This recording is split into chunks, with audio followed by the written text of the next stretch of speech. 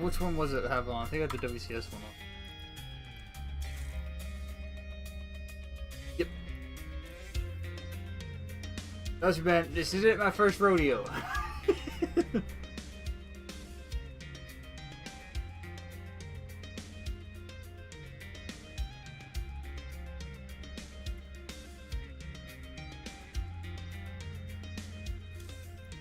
It is a cheesy potato.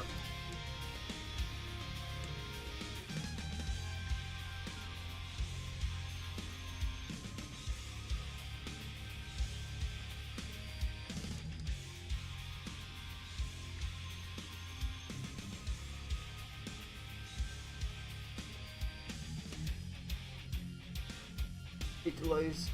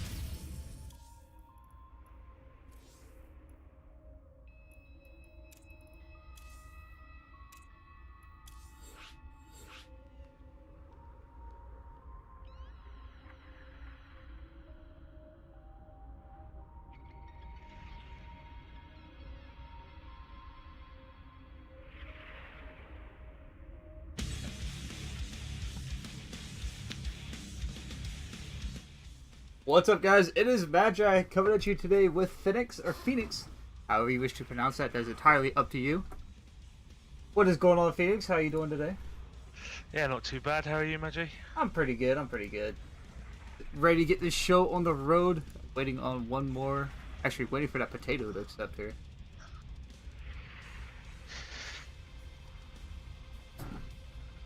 But what's your expectations for this? We do have a silver 1 versus a cat 2. Yeah, I mean, quite looking forward to it. I do wonder if Killswitch is ranked on another server. Fair point. Is he EU based? Just checking. Because I know for myself, obviously, it says silver here, but I'm actually plat 1 on EU. Right. It shows him as at risk of being silver 2 next season here. Have a look, Killswitch.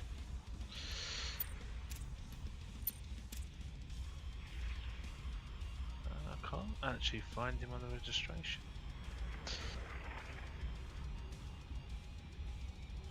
Both players are indeed ready. Let's get that ready check and race check. And we will jump right to the first game.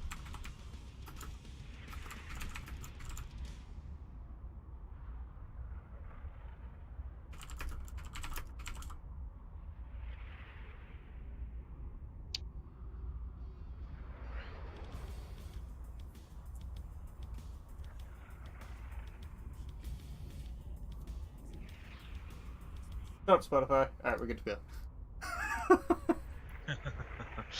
Right, so this is obviously a round one match from Virginia Star League. This is Group F. We have Potato versus Killswitch. Obviously, best of 3, and we will be starting with Catalyst.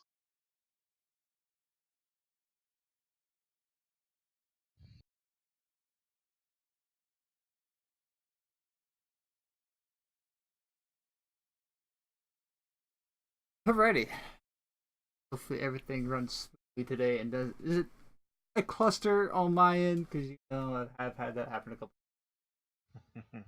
Typos are a thing with me. So, alright. So spawning into the bottom right-hand corner of Catalyst LE, the blue Terran pieces. He goes by the name of Killswitch.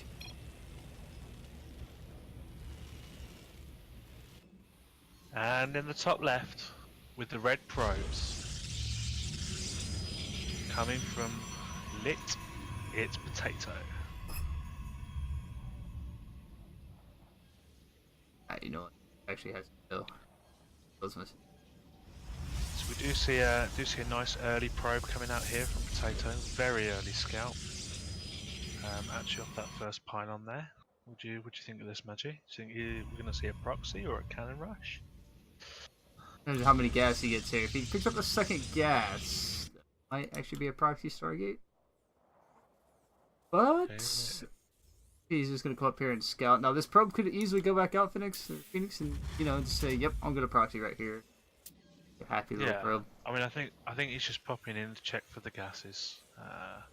Although going into the top corner there of that, is he faking? Looks like he's trying to hide it. Yeah, it looks like he's trying to hide it. But it looks like Killswitch will indeed find that probe and chase him on out of his base.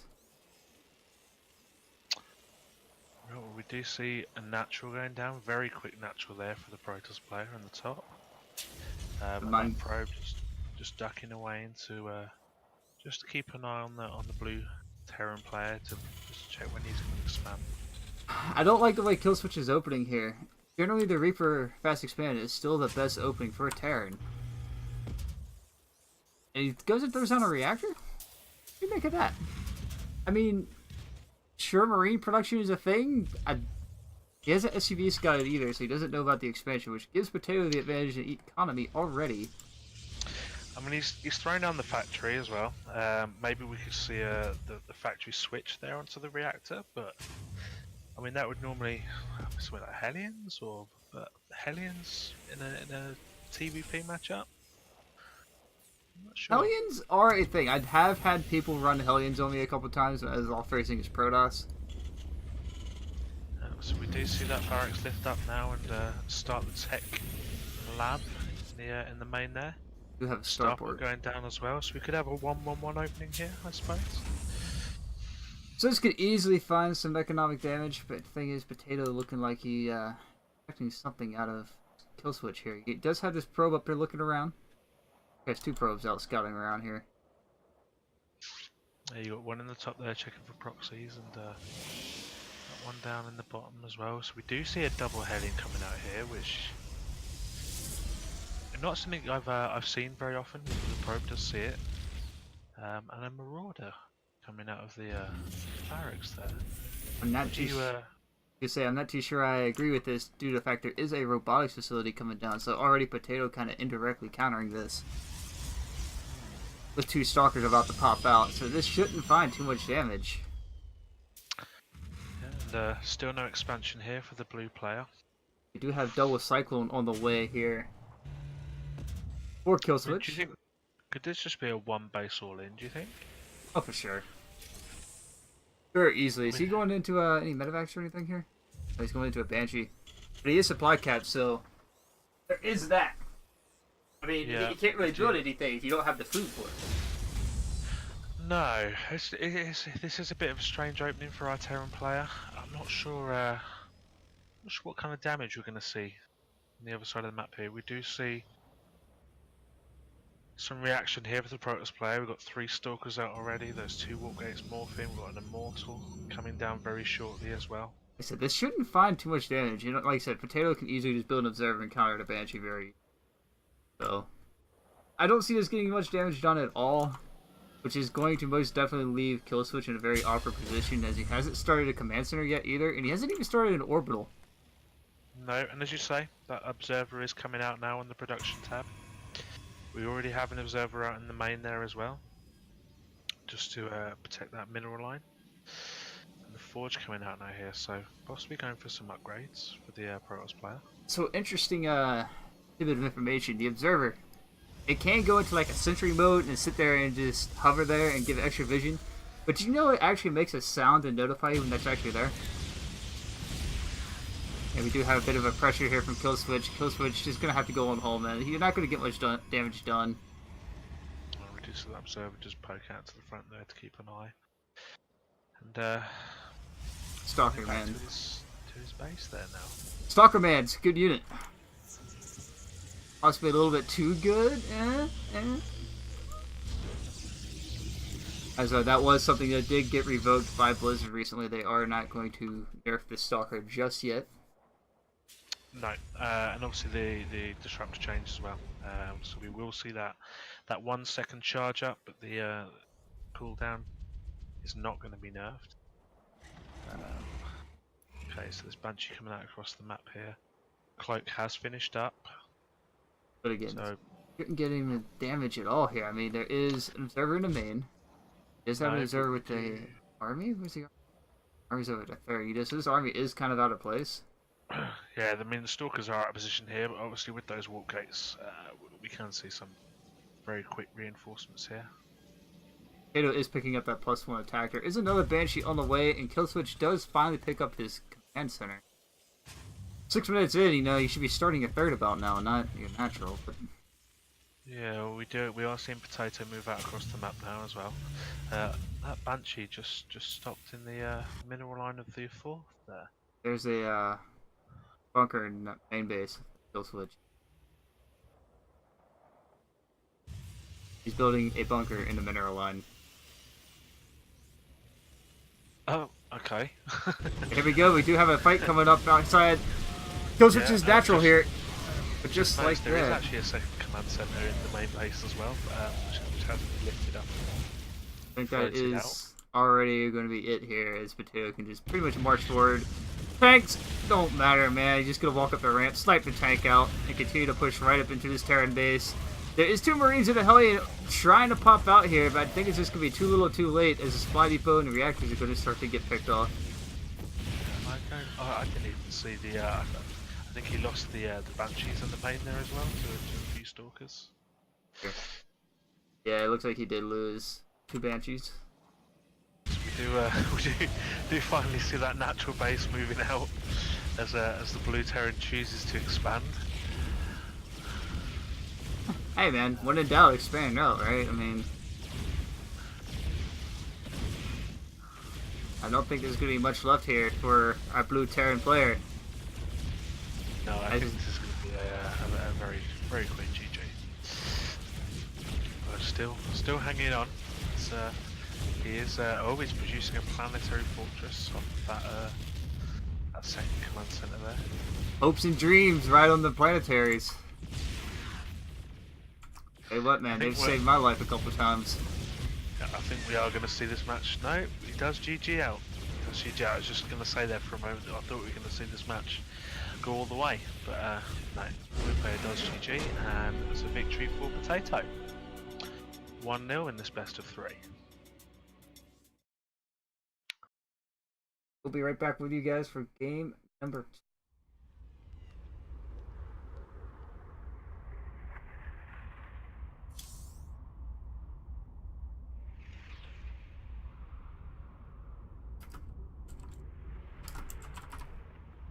A very quick game from out of Potato there. Showing us exactly why the Stalker is still a very OP unit. Shoots up, does the same amount of damage right now. I mean, so obviously going into map 2 now. I mean, what do you think about Kill Switch? Obviously, there was no expansion. We didn't really. We saw some interesting build orders. Maybe he just switched to Protoss, man. You should be fine, right? Ah. I don't know.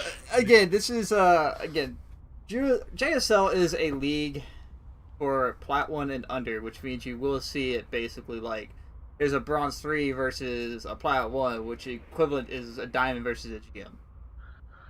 So at this point, I think it's just going to be a matchup loss based on league and rank. I'm not going to expect too much out of Kill Switch here. No offense to Kill Switch, but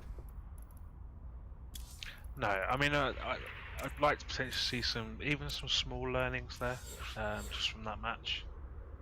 I mean, as they always say, the best way to improve is to play someone better than yourself. So perhaps we will see something a bit different there from our Terran player.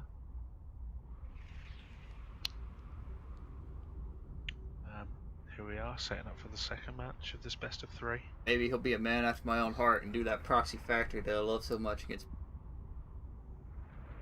a few Protosses in the league that will tell you why that's rather annoying to have to deal with. Both players are ready, so we're going to go ahead and fire up game number 2. Okay, and Ascension to Aya here, so relatively not such a big map, really.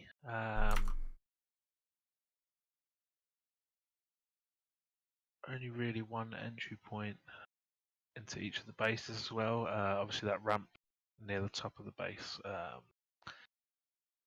isn't particularly good for Reapers, which to me makes this quite an interesting choice for a Terran player. Alright, spawning into the bottom right hand corner of Ascension to IRLE. Currently down 1-0, looking for a little bit of help here. This Kill Switch.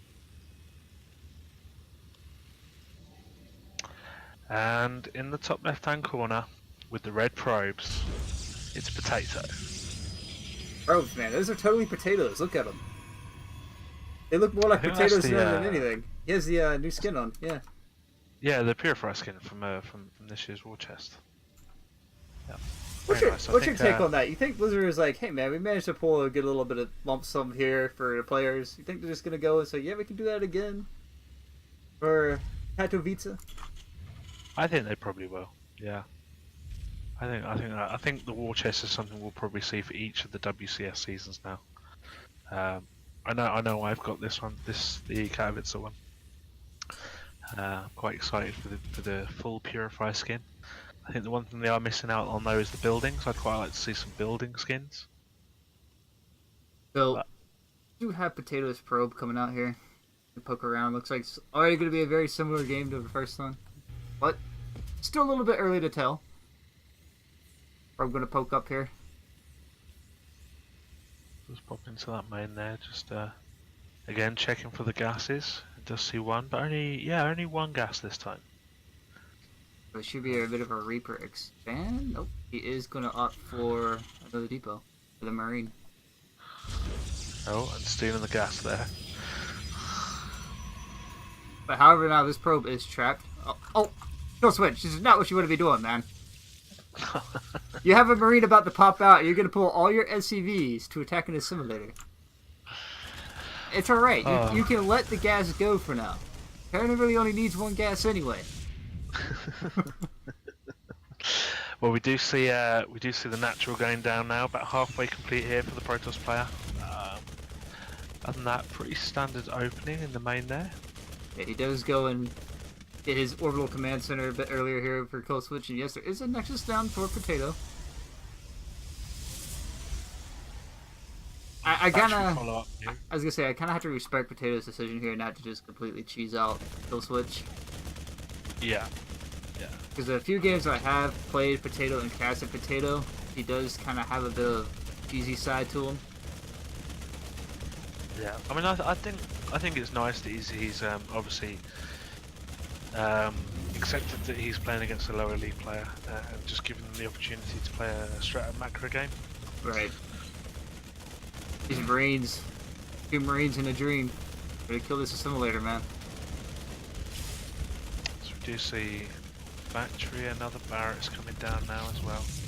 A robo there in the main for Potato. Oh, look at that skin. That Stalker skin. He didn't have that in the last game, did he? Nope. I think you might have just unlocked it, but seriously, what is with the pod attack on the back? Like, what is up with these stalkers, man? Oh, I like them. I think they're really cool. What are they hiding in that pod? That's a real question everybody's wondering.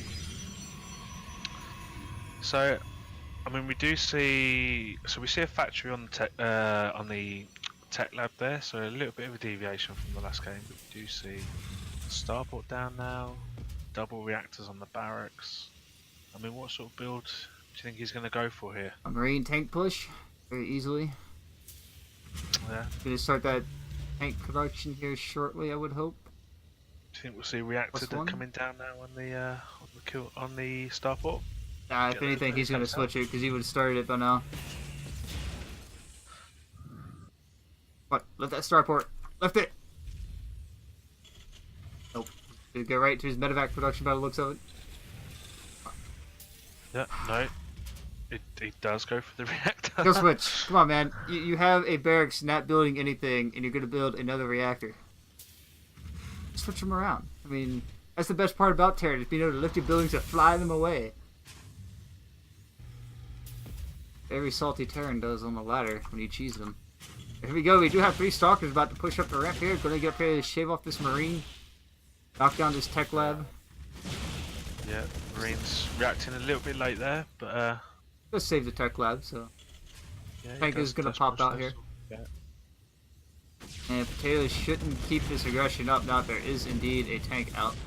Can I repair it? Repair it! Repair the tech lab! Do it. Do it right now. No, it's gonna burn out. Right, okay. So he does lose the tech lab there. He starts another one up straight away. Just looking back over at the Protoss base, we've got a +1 on the way here. +1 attack. Mortals on the way. Mortals and Stalkers, so a nice, nice typical little Immortal Stalker. So, one thing I do want to throw out here for the majority of Terran players who may be listening. If you aren't going to scout with at least an SCV, game paused. you got a bit of a pause here, but as I was saying, if you're not going to scout with an SCV or a Reaper, at least throw down a scan on your opponent's base. Because right now, Potato could have come over with like Mass Oracle and Kill Switch would have just died to it instantly. Yeah, I mean, there could be anything behind this, couldn't there? He could be DTs. Obviously, there's no missile turrets down now. That's exactly my point, because we do have a robotics facility down. This is easily the same exact game Potato just played in his book. Yeah, absolutely. So it's like if you were to scan and see this and go, oh, he's just doing the same thing. Maybe this time I should get some Liberators out, or maybe this time, a little bit more Marauder heavy, something to counter out what Potato's throwing at you here. Well, obviously that second command center is down as well. I do wonder if it will be lifted up and out.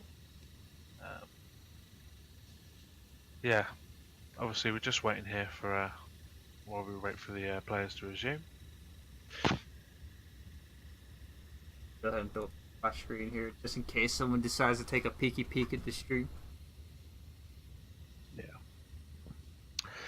I mean, obviously while we're just waiting up here, do you think there's anything that Killswitch could really do from this point? I mean, obviously he's one base behind. His economy is 45 probes against 24 SCVs. Definitely get the SCV production rolling. He's got to expand. Once he gets he has to turtle up. That's the only way he's going to be able to do anything. But as you know, turtling up against Protoss, so let some tech up, get to that Colossus, get to that Storm. Yeah. And there's about 5 minutes left before Killswitch really needs to put like any kind of killing damage down on Potato. Because about that 10-minute mark is when Protoss hits their ramp up point, and it's just good luck stopping the death ball. So, anyway, we got a bit of a delay here. I wonder what's going on at Potato's house, man. He's got to go and stop our game here, and hope it's for a pizza delivery.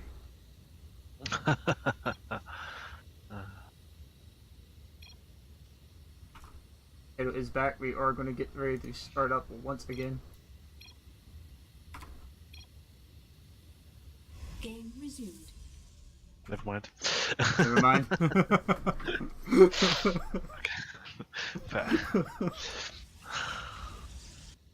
Looked like Potato did want to move out here right before that pause. He's going to bring that army back and probably wait it out. Killswitch does decide to move down the ramp and get his command center floated down. Yeah. Tank positioning, mate. Tank positioning. I mean that's you really. I mean, all these supply depots in the main here. You really want a wall right across the front there just to safeguard that that siege tank. But I gotta hand it to him. He does get his turrets up a lot faster than I do. I mean, I normally don't put a turret up until like 4 minutes in. Because then you just put a widow mine down and just, hey, look, Oracle's here. Okay, Oracle's down. But yeah, you know, I mean, these are blind missile turrets. That's not to actually say that anything's coming. they may not be anything special, but they're missile turrets.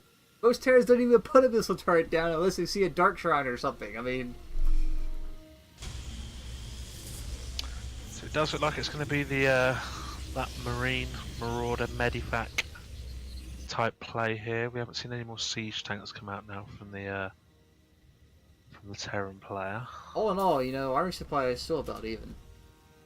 Yeah, we do see another bunker going down in the mineral line. I like this Planetary the Natural, man. Planetary that Natural. I mean, what do you think? Do you think bunkers in the middle line is something we could see coming into the into pro games? The Terran meta? Yeah, sure, why not? You know, we see eBay's blocking off Nidus worms all the time. I mean, why not just throw a bunker down your mineral line and mess up your own mining a little bit? I mean, you don't even load the Marines into the bunker. Come on, load them in there. Put them in the bunker. There you go. He rallied this down. Yeah, he rallied them down. He has 4 Marines already standing outside the bunker, and he just doesn't load those into the bunker. I mean, so we do see the third finish up now for our Red Protoss player. Already 11 probes straight in there to start mining on the on those minerals. So yeah, we do have the Potato over here kind of potating. As he is gonna get ready to move outside. I mean, yeah. And Warp Prism coming across the map here. It is going to find that missile turret right there. And oh, you didn't want to. Just like that missile turret gets a win. I mean, even if you would have unloaded some adepts or something into this, the Planetary would just knock it down anyway. But it does look like it's going to prompt Killswitch to go and move out across the map. Yeah, and obviously probably wants to get these Marines to clump up a bit more.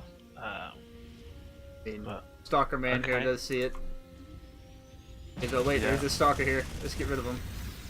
So, well, I mean, he does know there's Blink now. I mean, it's something, right? We do have Where's the Storm tanks? finishing up now as well. Where are his tanks? His only tank is still back home. Yeah. I mean, there's not even a wall off here. If No, and 2 High Templar on the back there with Storms. This is gonna end very quickly. Yeah. Okay. So we do some that one Widow Mine running in there. He's gonna headbutt the Stalkers. Hey man, what am I had a dream? The dream didn't end very well though. Blink 4 from these stalkers is gonna run right up this ramp. There is a tank here, but with Blink done, he can just blink right on top of this tank. Oh, does do. and he does. He does. Stalker man's pretty good at killing stuff. Boat loco. Yep. Well, yeah. Plateau Fortress gets some Repair shots off then. Repair Not really going to do much against these Immortals and that Repair Guardian the ship. planetary! Kill switch! Repair your stuff, man. That's all you gotta do. Just repair. There's the Liberator. Liberator not gonna siege up, just gonna float awkwardly. I was about to say, he's gonna float awkwardly Oh. above his base. There was a Liberator. Go on, Trying to- siege up that tank. Siege up the... No. See, these are the games on this, man. When you're down in Silver League and you just don't know what you're doing with life right now. Well, that's GG. And Potato gonna close it out 2-0, just like that. Potato does take the series, and that is, yeah, very, very convincing win there from my Protoss player. Okay. Well done, guys. GG, well played. So, just check to see if we've got anyone else ready to go.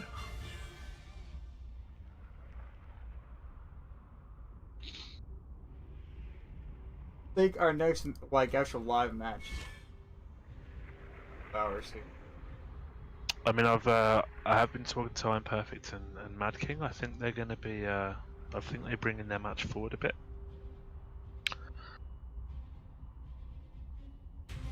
Group A So match. we're looking at 2 PM EST. So in about an hour's time. So we could do a couple of replays in the meantime. That was Group F, right? That was group. Hold on. Edit scores though. Okay. That's right. I can edit the scores. Hold on, man. Hold on. I thought the JSO committee had a little bit more of power there. You know, I mean, whatever. I'm JSL committee. I'm a JSL mod. I'm production lead. I have committee. Why can't I edit this stuff? You know. Right, so what were we there? That was it Group F? Yeah, Group F. Was indeed Group F. Kato picking up his 1-0 there. Toto. Congratulations to the man that stopped my 9-0 win streak in CTL. One day, Potato, I'm gonna get you for that.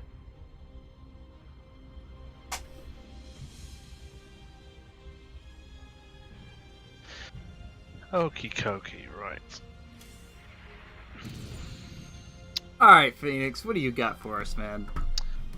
So I've got some replays, some replays from some rounds that have been played already, and I think we'll start off with Group D.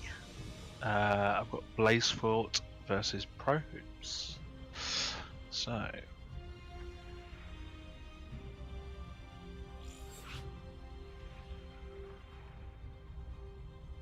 Right there.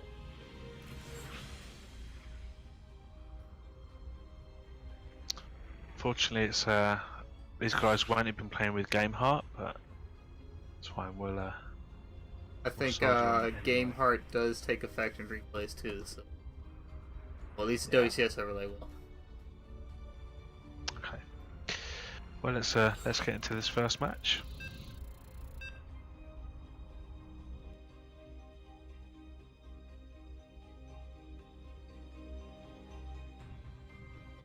So it is going to be a TVT between a gold and is it platinum for Pro Hoops? All right. This could be a little bit more equal of a match. Spawning in the top left-hand corner, the red Aaron Pieces. Out with the team.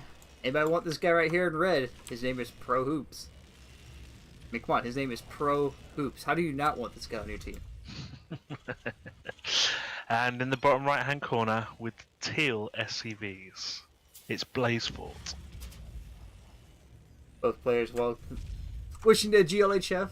So, something very interesting to note about this map, they are changing the Reaper jump up. It's going to have the, what you may call it, like decals and doodads added here so that you can tell exactly where the Reaper jump up is. Oh, what? So just behind the mineral line of the Third, low ground fourth. third. Yep. Okay. So they're adding a little bit more detail there to say, yep, this is where you can get cheese from, mate. That could be interesting. So we do see pretty standard opening from both sides. SCVs both going out to the map to do a bit of a scout. They are going to shake hands there as they pass on the ramp. A mutual agreement to say, you won't cheese me, I won't cheese you. 20-minute no rush, man. So 20-minute no rush.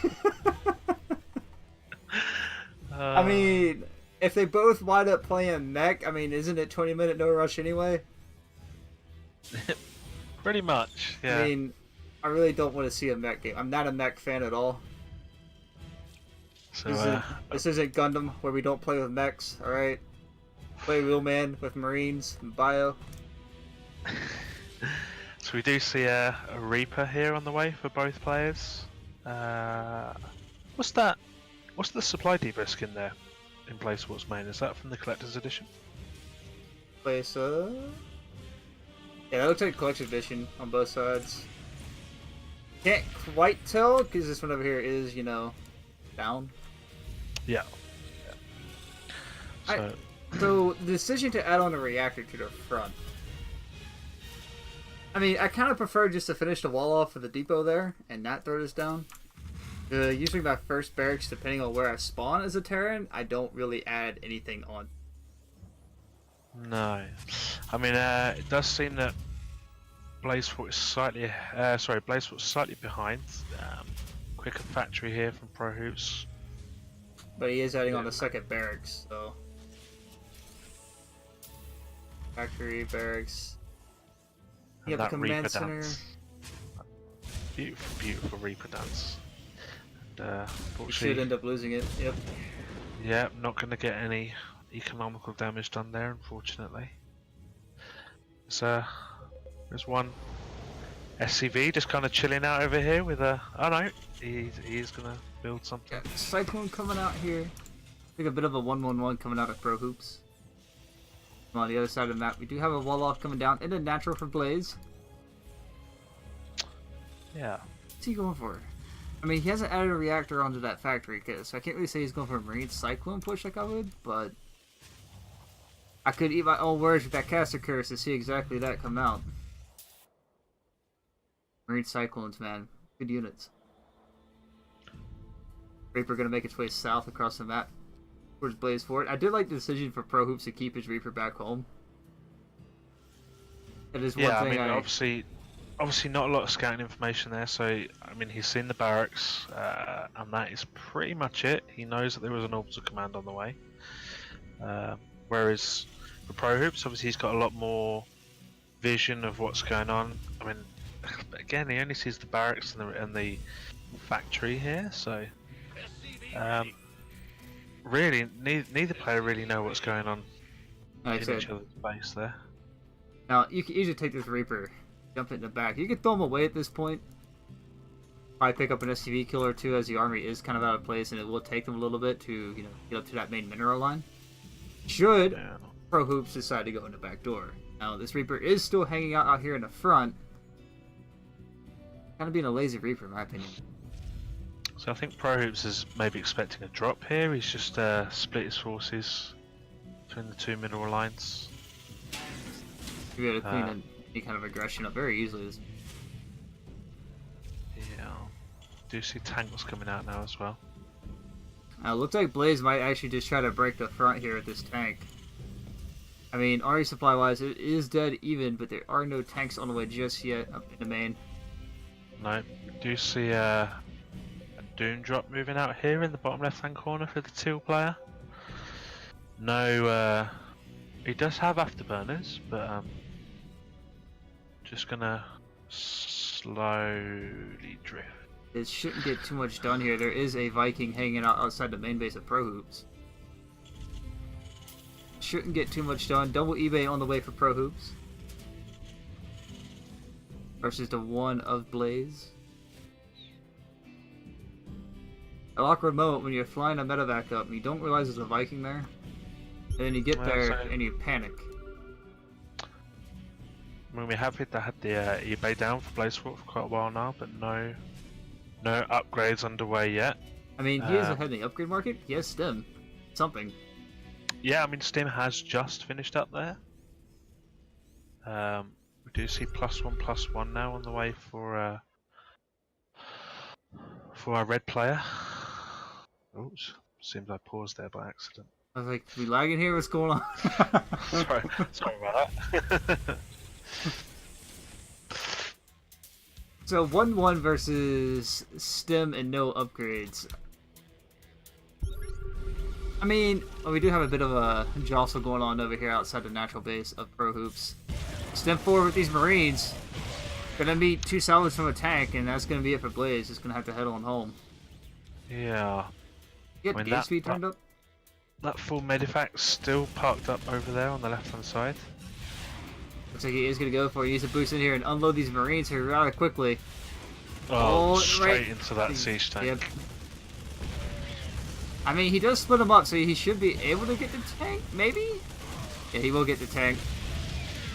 There's still a couple SCV or Marines here left to do some damage to these SCVs. That Viking. Don't micro the Viking. drop! Why is the Viking just okay? Alright. Stop microing this Marine. Please, thank you. That's one thing you don't do as a Terran. When you've lost your drop, stop microing it. Because at that point you're wasting APM that could be used on macro back home, and honestly sending out another drop. On the main base we have here STEM and combat shield.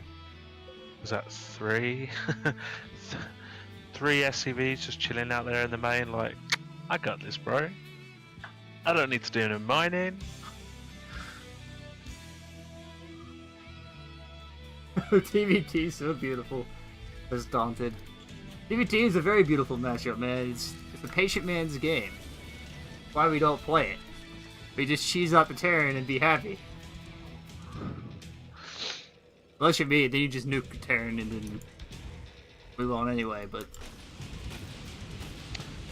So we do see... What's this? Another factory? I'm Another with starport coming out on the teal side. Yeah, I'm with Andy Man on that one. Need more tanks, or more nukes. Yeah. Blaze does take his third and calling down that Mule Hammer. Gonna be able to start mining from there very quickly. Mule Man, good unit. Look at him go, man. This looks so majestic. I mean, to think that Blizzard once tried removing the Mule from the game. Liberator, Blaze up here, going to start knocking down some SCVs, picking up 4 already. Oh man, now the Mule's... Oops. What are you doing?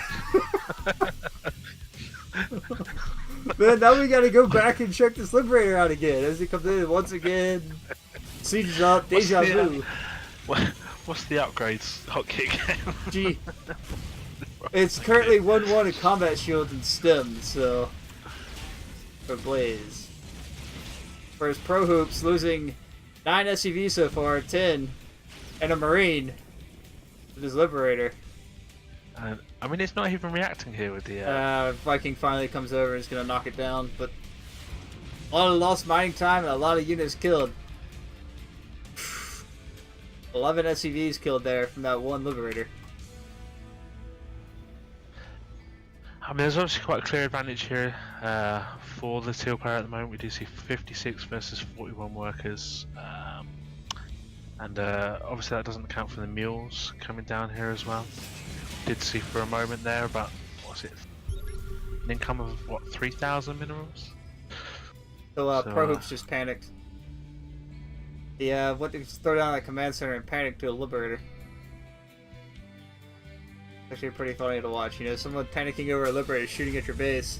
Liberators do very little damage unless the units are clumped up, so... I mean, I would like to see some workers transferred from the main and the natural here for Blaze Fort. Quite a lot of over mining here, and obviously some more AFK SCVs down here in the. Yep. Hey man, they gotta have their smoke break. They're dutifully guarding these supply depots. These are very important structures, man. Okay, looks like he's gonna add on 3 more. Keeping that food supply up. Got a lot of hungry Marines to feed. Do like Blaze is also sporting that Mirahan. Is that the Mirahan or is that the Nah, it's a Special Forces Liberator. Yeah, it does look like special forces. I don't think the Mirror Hull one is available yet. It's not? I thought it was. I don't know, I completed the war chest way too quick, so I didn't even look at the skins. Rip. We do have Blaze moving out once again. Army supply slightly in favor of Pro Hoops. The armies look like they're going to awkwardly walk right by each other. Might see a bit of a base trade go down here. As these units do make their way south. Blaze is making his way north. A lot of scans being thrown down. Trying to figure out where these armies are actually at. The Marines here on command move, not even attacking the Cyclone. I mean, that is pretty impressive. The 2 armies, nearly 100 supply each, completely missing each other as they march across the map. It looks like Blaze is going to bring his army back home. I don't agree with this decision here. You're already across the map. You just kept going. You're losing a lot of the economy now. You're pulling your army back. He has the high ground with the tanks. And you're going to lose your natural command center. I mean, I don't think Pro Hoops could have known about the 3rd base there. Otherwise, he'd have probably pushed into that rather than the natural, right? Gonna pick up and drop on top of these tanks. A really good micro decision coming out of it. Pro Hoops. There's just a little bit too much firepower in the main, it looks like. But no, the tank is going to get stemmed on top of and get cleaned up. Yeah, but Blazefort does decide to turn around now and just push back into towards Pro Hoops base and possibly going for that base trade here. I mean, he did clean up the majority of this army back home, so there's still a lot of Marines going to stem forward out here from Pro Hoops to the natural base of Pro. He is going to clean up this entire army. These tanks are not sieged up. The Liberator showing up late. Should be able to get gunned down as well. And I think Pro Hoops did secure him the 1-0 lead here. He's just going to pull back the rest of his medevacs. Yeah, well, Upgrades. It's 2-2 to +1 in stem. Blaze Fort. Do you see that Doom drop there on the 3rd of the red player? That is a lot of SCVs for one base. You don't have your 4th down. Where else are you going to send them? What's that? 24 probes? 24 SCVs, sorry. 22. I mean, once you get your gases mining, it's another 4, so it should be like 18 to 16. Yeah. Not terribly oversaturated, but definitely you start looking at that 4th base, man. Also, the Bank of Blaze Fort here. Paused again, didn't you?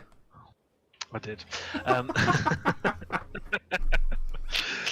So we do see, is that +2/+2 on the way now? For the it's 3-3 on the way for Hoops. 3-3. Yes. +2, what? Infantry Lift is just now starting up for Blaze Fort, so he's been behind in upgrades this entire game. Except for the 30 seconds he had stem. Didn't do much with it. I mean, like I said, he's got a huge bank to spend here. Go down a couple more factories, get some tank production rolling.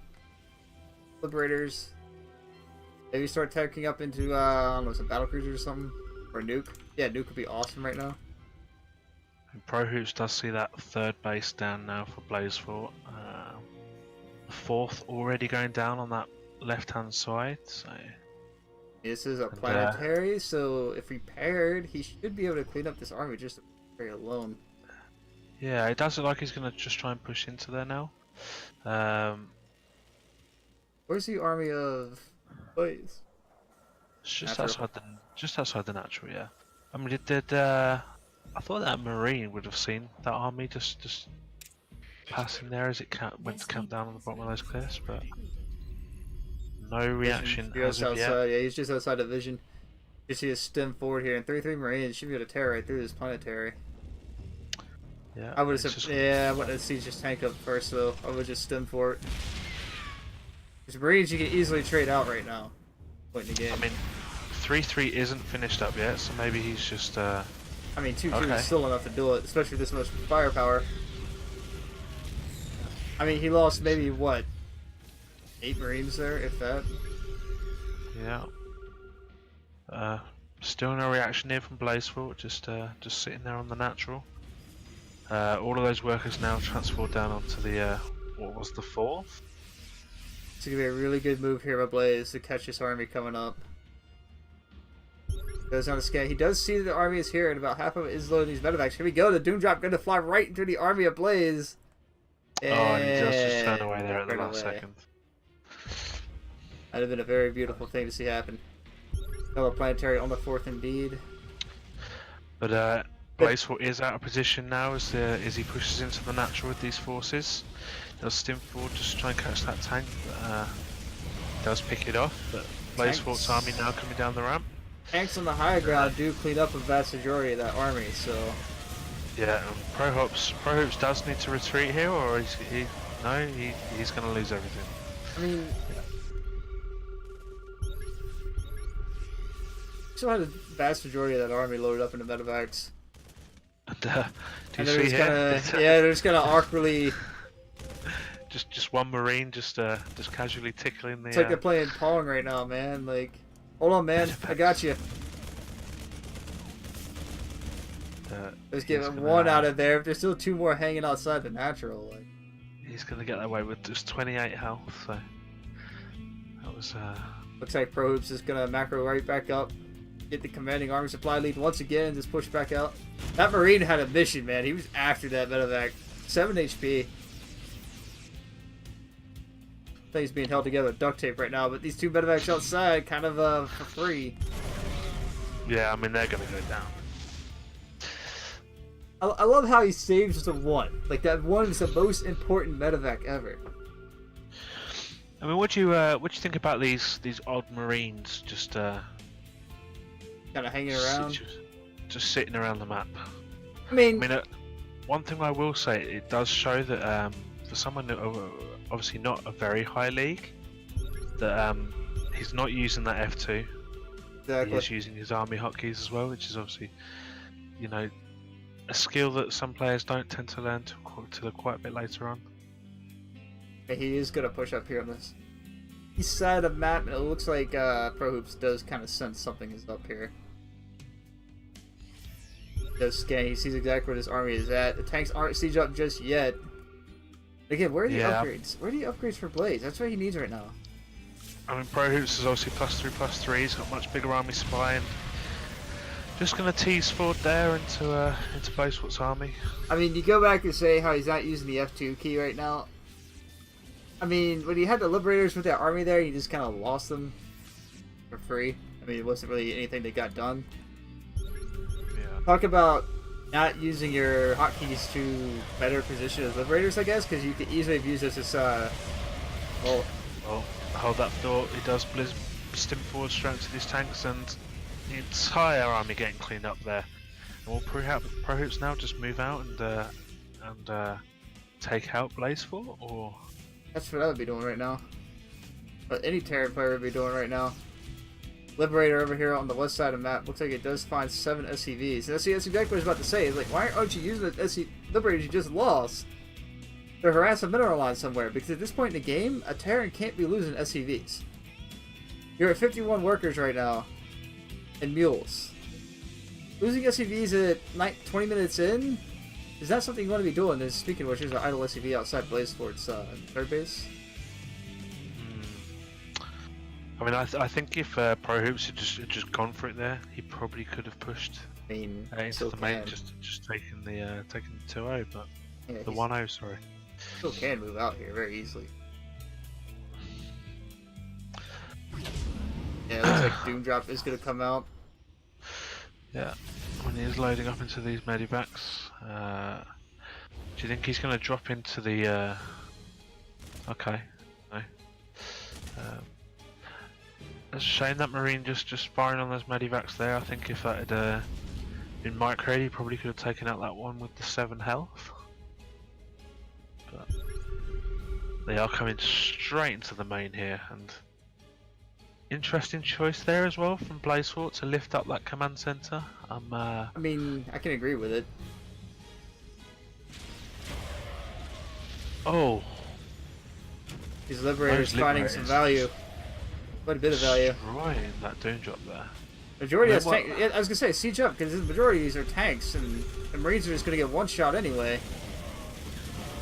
I think these tanks might. I was gonna say no, the tanks aren't stuck, but they are gonna end up dying Yeah. very quickly. But it does seem that this was just a diversion here from Pro Hoops, as that main army pushes into the natural and just decimates that mineral line. And coming up the ramp now, no wall off here from the Teal player. And just beat down on those production. And the Liberators Buildings. aren't gonna siege up in the right position. Medevac's gonna come back in from the west side or east side and clean up these tanks. Tanks do I think unsiege this and is are it. gonna I move think forward. This is going to be 1-0 for our Red Terran player. Yeah, GG well GG. played. That's gonna be it. Pro Hoops does take the first game. So yeah, we do go to 1-0 to Pro Hoops there in this best of 3, and Blazefort obviously gets the choice of map now after Catalyst for the loss, and he does choose Boardwalk. Battle on the Boardwalk. What do you? Obviously, this is a new map now I vetoed it. for the current season. You vetoed I it. vetoed it immediately. Like, I was all phrasing his Zerg for a little bit, and I kept killing like Protoss as a Terran by simply going through the rocks at the bottom of the map and running up into the main and just killing everything. And then, you know, you're pushing to the front with roaches after that, and they can't do anything. It's like, this map gone, get it out of here. I'm not dealing with this. Reminds me of a Dashin Terminal, Habitation Station. Any U-shaped map like this, just vetoed immediately. I mean, I personally haven't vetoed anything this season so far. I actually quite like this map as well. I tend not to go for the gold myself, but particularly in PvZ, I really like this map. Alright, spawning into the top right-hand corner of Battle on the Boardwalk. The red Terran player currently up 1-0 in the series. He is indeed the Pro Hoops. And in the top left-hand corner, sporting the teal SCVs, is none other than Blazefort. Will he be blazing down Pro Hoops fort this time, or is his own fort just going to continue to burn to the ground? That's the real question. We will see. I mean, that last game was actually pretty equal overall. If you think about it, this is gold versus plat, and to see a gold player playing that well versus a plat player, Yeah, I mean, I think Blazefort, maybe his spending wasn't as good as it could have been, but all in all, not too bad. Not too bad. I mean, some stuff I usually do when I'm behind like that is I try to throw that Hail Mary out there, you know, just nuke the army at least once. If you can nuke an army or nuke some damage somewhere, you just traded, what, 100 mineral for X amount of damage? I mean, the vast majority of my games I've won have been because I nuked an entire army. Nuked an entire mineral line somewhere and just forced the guy to fight into me.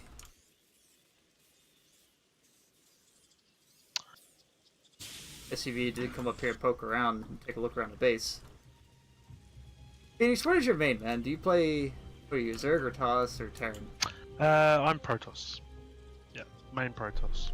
See, this Right. is Exclusively Protoss. exclusively Protoss. since 1993 Fair enough. or 1997. Sorry, when did StarCraft first come out? Yeah, 97.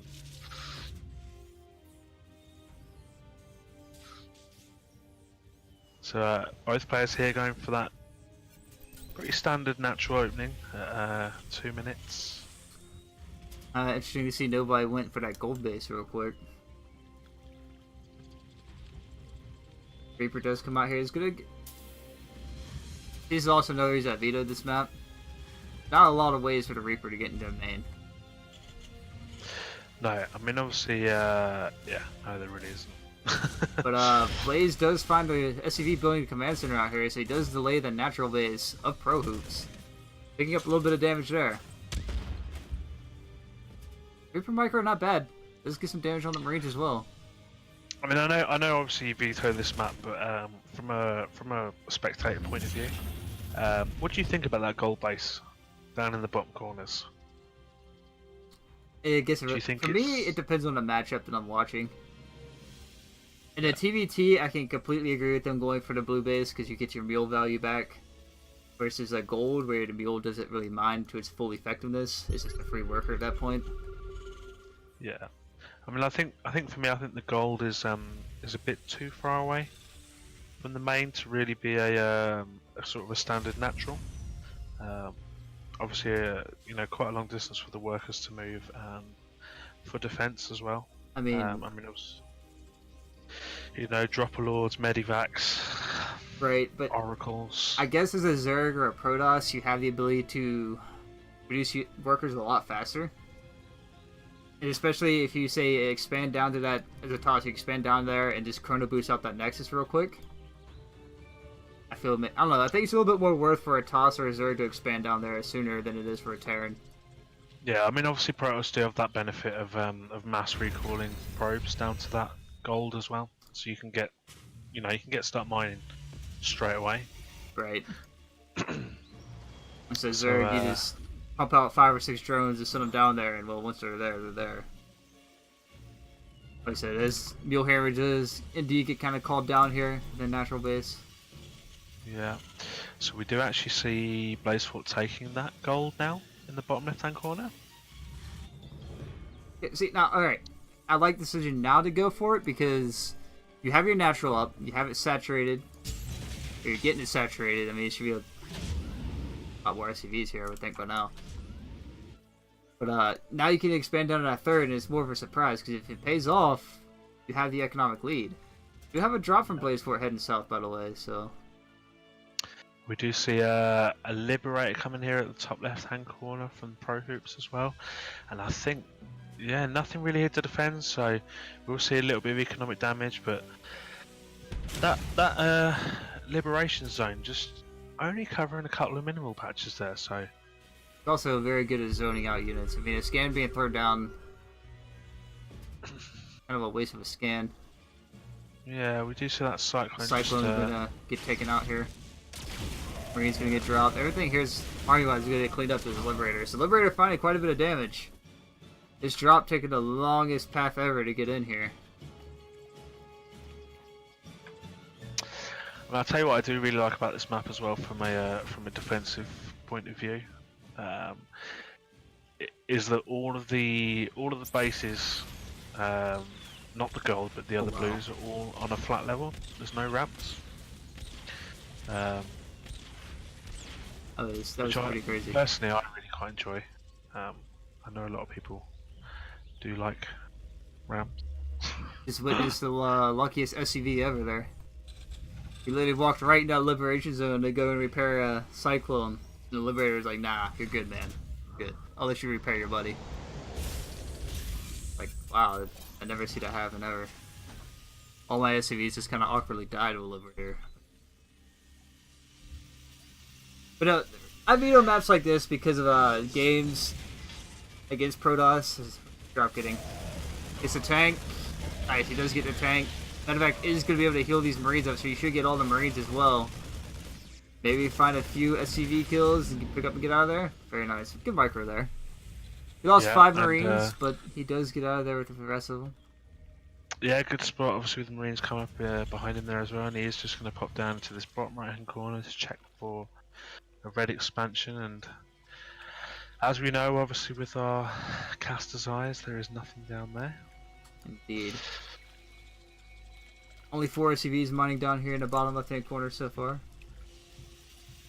Now, as a Terran player, would you want to transfer these SCVs down there? That is something I never... The only time I really transfer SCVs anywhere from like the main or the natural is when it's oversaturated. I mean, I probably wouldn't, particularly at this point now. I mean, if you look at Blazefort's bank, he is floating quite a lot of minerals. yeah, and he just called down 3 more mules down here in the bottom left anyway, so...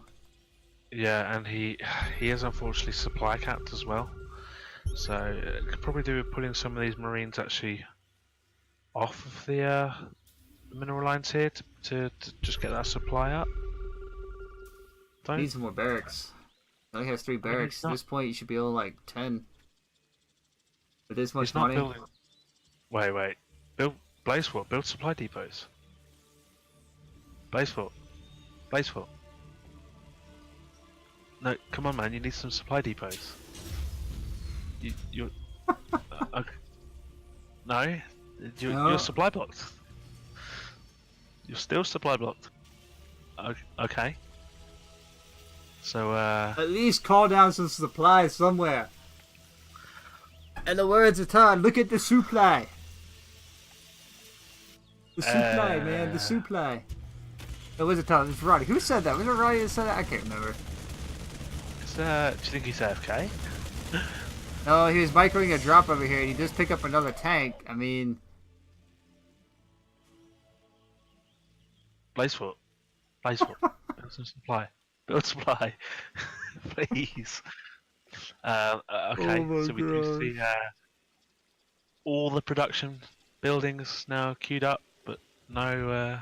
This is, no supply for the 2 player to build into. Okay, and what are we at? 4,000 minerals? I mean, do you think he just doesn't realise?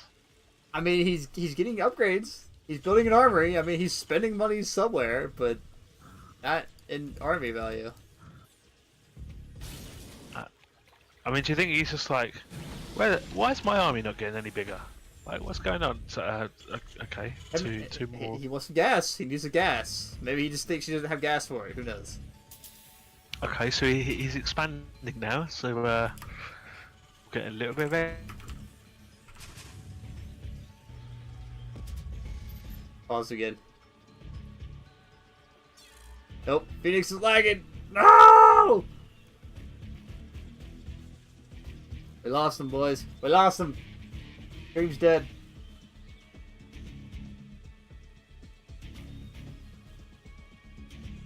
And Andy Man, you go right ahead and add that. Sorry guys, I don't see the chat right away. There is a 2-minute delay on the stream right now, so there's that. He's dead, Jim.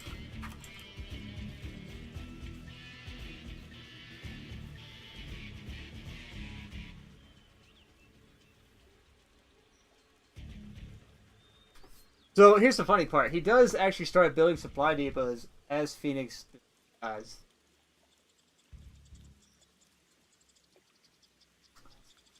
Pressing. Net neutrality, folks. It's a real thing. Oh no, the Phoenix Supply blog, Jim. That's right.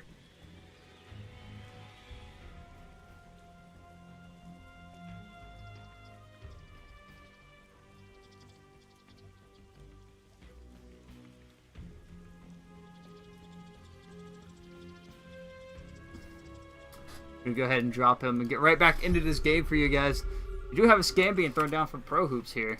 Checking to see exactly where this army is at. Oh, was that Sorry, Phoenix? just a bit of technical difficulty here.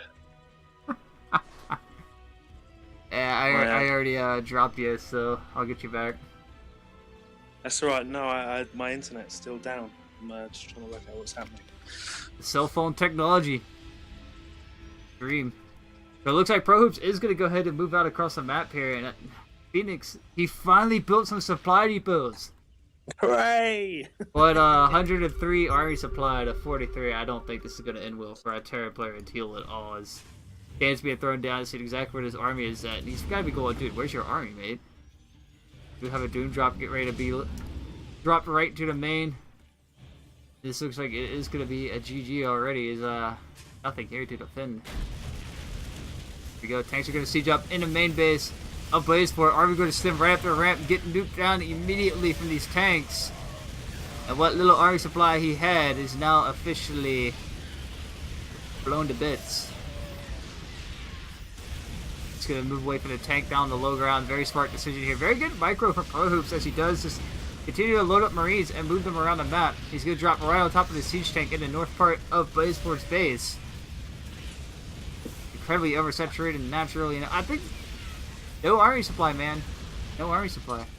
It's still 102 army supply to 14. I mean, at this point, you just tap out, right? I mean, come on. Come on. The dream is real, but I guess he has no more vision on the high ground, so his tank can't exactly see the army. I mean, you can see it explode, but he can't attack it. Yeah, that awkward moment when you realize I forgot my supply depots.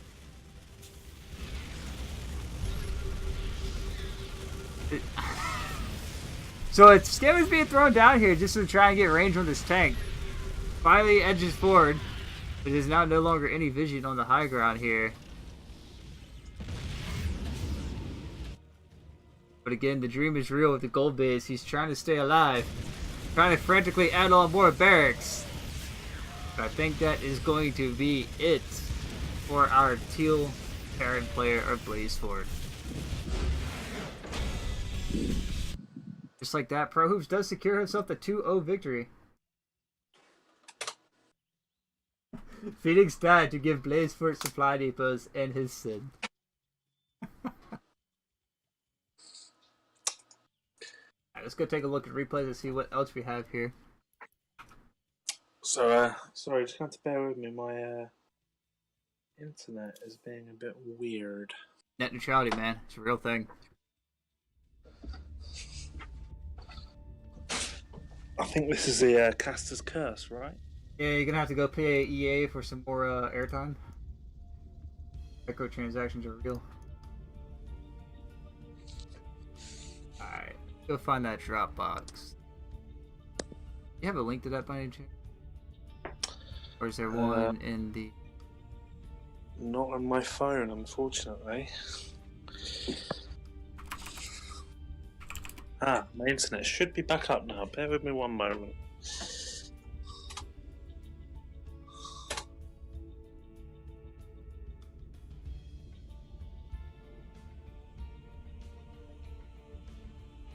No.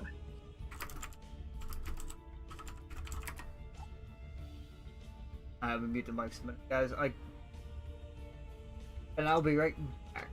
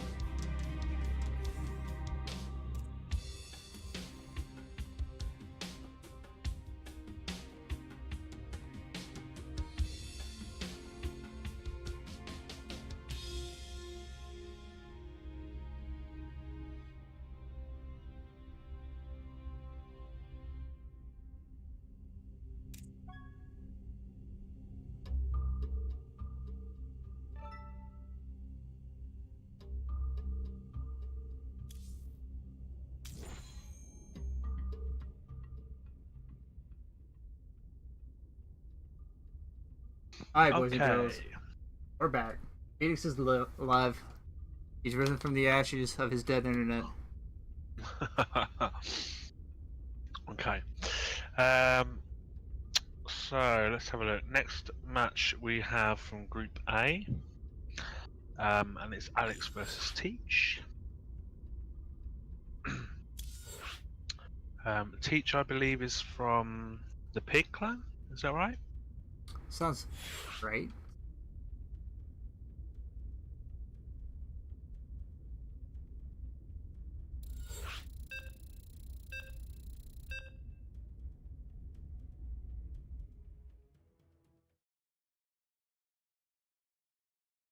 Right, another gold versus plat.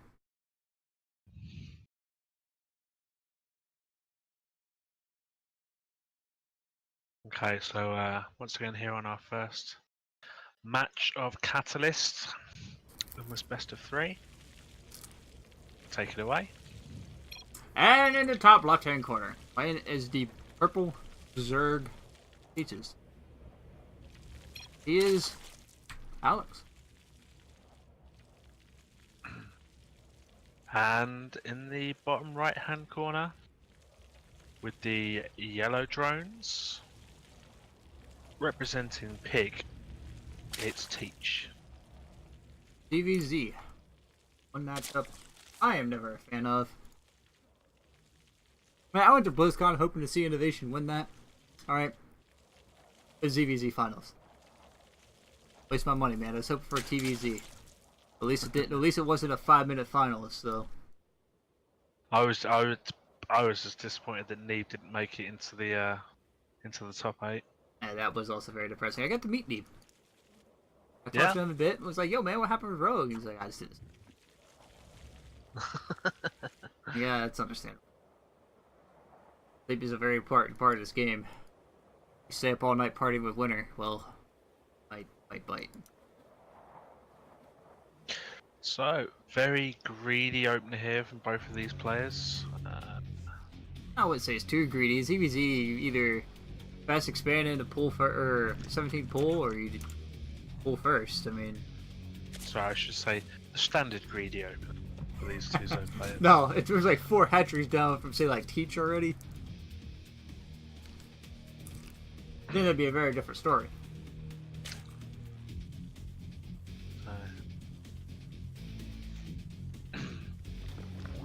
Everything looking pretty standard so far. We got pool, gas, no baneling nest on the way. Just yet. I want to see who's gonna go for the first baneling nest. I mean, it's be interesting to see here whether these guys take the drones off the gas when they reach So- 100, or if they're going to also Alex, bank in. go banking, start speed. Head block boost is away. Is he going to? No speed just yet for Teach either. Banking for banelings? I mean, Yeah, you just obviously, started. Okay. he is, yeah. Nice early Baneling West. Just curious We if do- they're. Okay, go ahead. We do see speed on the way now for Teach as well, and Sixlings out on the map now for our yellow player against. The 4.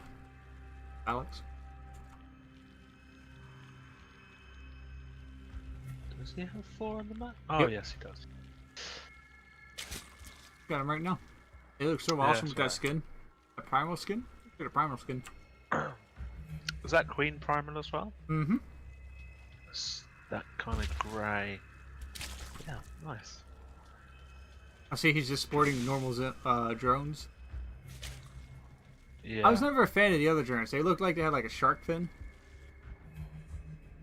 Did you see the one that came with BlizzCon with the Yeah. the saws? Yeah. I thought they were pretty good. Yeah, it looked like they had like a shark fin or a shark fin on them, make them look like a predator drone. So +1 missile attacks here from Teach. So- Obviously the Roach Warren already down there, and we do see push out now here from Alex. These Now- links just running across the map. He's on the clock here. If he doesn't get enough roaches out in time, he doesn't hold. So he has 2 roaches on the way so far, and +1 is nowhere near done, which means a good Ling Swarm will end up killing him here. Oh, and that we do see some banings popping out now as well. He doesn't From even our know. purple player. He has to know where this army's at. There's no wall off. There's no EO chamber wall off here. There's no spines. It's all. And Alex is going to move right in. First Baneling connection. Not the biggest one, but the Ling's going to get a wrap around these roaches, and that should be GG just like that. Yeah, I think you're right. I think you're right, Magic. DBZ in a nutshell, mate. Roaches do end up cleaning up the last of these, and he does hold, but there's still roaches in the natural mineral line here. He who rushed Just- Ling wins. Yep. Like I said, you can't just rush straight into Roach without some kind of static D. Because then you're on the clock. If he doesn't decide to rush you, you're fine. But if he goes and says, here's 30 or 15 Lings and 4 Banelings, and you only have 2 Roaches out, you don't win the game. Sorry. Now that +1 is about to be done, he might stand a chance. His drone looks like he wants to take a 3rd base. But he's denied there, and I do wonder why we didn't see much more of a reaction from Teach. He does have that Overlord in the top left there. So, I mean- you know, he would have seen these Lings moving out across the map. So, +1 did just finish up. So if he can get the Roaches out here, he could easily hold this. But he just doesn't have the economy for it now. He's only got 4 Roaches on the production tab right now, and there's still more Lings on the production tab. 20 more Lings about to flood out here, come out here. Yeah, and I mean that natural mineral line's completely gone. And these Lings. And Alex is taking his 3rd base behind this, so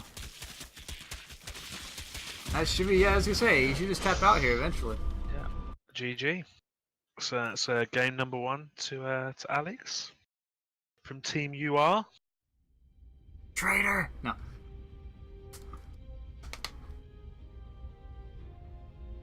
And game number 2 here, chosen by Teach, is Neon Violet Square. So the map I vetoed. I vetoed all the new maps, man. I'm just not a fan of the new maps. I mean, you can't have vetoed all of them. There's, what, 4? 5? Oh, there's really only 3. Well, you've got Catalyst. Well, Blackpink. Catalyst is the only one I did keep. Yeah, Blackpink. Blackpink's out, Neon Violet Square's out, and Battle on the Boardwalk's out. Is there not another one? Nope, that's it. They Yeah, kept you- Odyssey, Ire, and Abyssal Reef. Yeah. So getting into game number 2 here. Teach versus Alex. Spawning into the bottom right-hand corner, currently up 1-0 in the series. Looking to close this out, he is purple. Is there Kimura? Alex.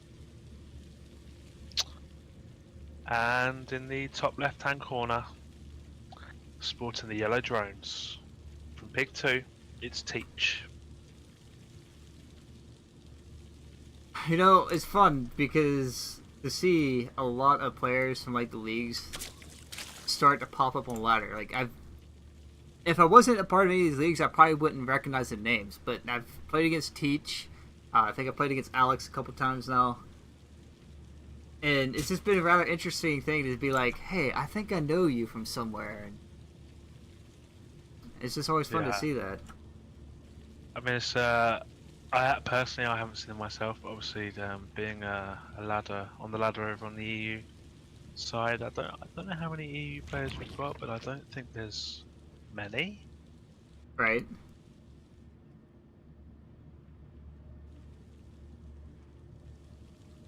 This is one of those maps I also vetoed because there's no Reaper jump up. I don't like that. If I can't proxy Reapers on the map, I don't play it. No, that's fair. That's fair. That's fair. DVT, that's been my go-to because it just shuts. Especially when a Terran wants to go mech, you hit that timing just before the factory finishes up, and you just deny that factory for so long. It's the most rewarding feeling ever because you know you just won this game already because he can't shut you down now. You see them panic, throw down bunkers, and pump out Marines, and you just pick up, go home, and start building your own tanks. So what do you think about the this smaller base in the back of in the back corner here? A lot of players ignore it. I mean, and mine's out in half the time. So a lot of players won't take that. Instead, they'll expand up to this third base to the north here, the high ground. This is more of a, hey, oh yeah, there's a base back here situation. You know what? I need gas anyway. Why not just build something back here?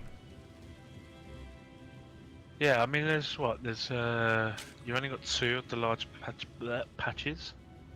I suppose it'd be good for Zerg as a macro hatch. Yeah, like I said, if you really need the gas, he will take that base, but that's about all it offers you is the gas. A lot of players, even on like the pro scene, will just ignore that base for a while. Yeah. But once again, we do have a Roach Ward coming out of Teach, along with the Baneling Nest. Making it a little bit safer this time. Yeah, whereas our purple player Alex going for that very quick third. Straight after the spawning pool there. Now, in a ZVZ, I probably would take this base back here a lot sooner. Because it's a little bit easier to defend that base than it is up here on the north. Especially with the choke with the rocks here just before that base, so. And if you do see Teats expanding to the low ground instead. Yeah. I mean, obviously, yeah, I mean, these are quite open. These third bases here. Obviously, that one on the side, you've got the ramp entrance and quite a wide opening on the left, and that one on the bottom there actually probably a bit more protected with the checkerboard in the middle there. So Teach doesn't have the gas to support what he wants. He only has 1 gas. He wants to go Roach and Banelings. Kind of curious of what he has in store because he's getting overlord speed. You don't have the gas to be doing. No, I mean, it does feel like this is going to be a much more Macro, yeah, just a macro type of game for sure. Neither player really wanting to push out into the other side and go for any damage there. Alex is getting his lair. Those Teach, they're both getting the lair about the same time, but again, he just does not have the gas. He's oversaturated as natural, so I'd like to see a drone transfer here sometime soon. How many queens does he have? God with the pause. It's 2 queens. So I keep pressing P for production. It's on D. I know what I know it's on D. I don't know. I know. I was like, it's on D, and you keep pressing P. It's awesome. Thanks, Blizzard, for your amazing hotkey layout. Probably change that up. So yeah, sorry. So 2 queens out for Teach, 3 for Alex. Both players now going for these roaches. And, what do you think of this Overlord speed here for Teach? Man, he does have an Evo chamber. Probably wants to get in there and get a scout. You know, have that vision on the map. Kind of hoping to be for like a Baneling drop, but a Baneling drop. No. He does finally get 2 more Fair. gas, so he is trying to get that gas production rolling again. Yeah, a bit of a missed micro there, not really getting the queen, and then targeting down that hatchery instead of getting the drones. So not a lot of damage here from that first little push by Teach. No, he doesn't have roach speed yet either. That is something else. You got layer, you need to get your roach speed. Oh, and the Ravagers morphing in now for for Alex on that far right hand side. Well, I mean, Teach is choosing to tech up once again on 3 gas. He's getting his 4th now. Going to get into that Hydra Den. It looks like he wants to go into the lurkers. My guess of where he's going with this, he's getting 2 more gas in his 3rd base. I mean, he must have forgotten to saturate this gas in his mate. I mean, he just got it, so I'm assuming he's gonna forget about it here in a second. Oh my, let's go. So we do see speed on the way here for the Hydralisks for the yellow player. Hydra speed. +1 just about finishing up as well. For both players, in fact. Sorry, just checking in that here. Holy. Always good to read these things. His roaches are just going to move out. So army supply is 97 to 68. Looks like everyone's going to go through that pachinko machine. He just did he just snipe his own overlord? He might have. I'm sure he just corrosive biled his own overlord. Okay, maybe he wanted to free up some supply, I guess. I think he was actually trying to knock down these rocks here. He may have sniped his own overlord by accident. No, I mean, the biles were fully on the overlord. Okay. Anyway, he does knock down these rocks, giving him some room to breathe. He's going to keep pressing forward here. 102 to 69 to arm supply. But to say defender's advantage is a thing, but I think he's already broken Teach very quickly here. Over upgrades. Yeah, 1-1 to +1. Yeah, that would do it. And, I mean, Teach has gone for the for that Hydra upgrade, but no Hydra's actually out in the field here. I think he had like a total of 4 before they died, so. Yeah, that's gonna be it. I was gonna say, there's not much you could do there. Oh, that's 2-0 to Alex. Closing out that game there. Okay, so we are actually going to move on to a live match now. Just been informed that I'm Perfect and Mad King Ares are ready to play. King needs to join the chat channel, please.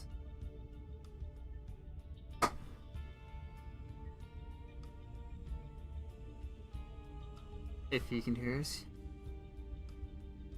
And we're on a bit of a delay, aren't we? So they won't hear straight away. Yeah, it's 2.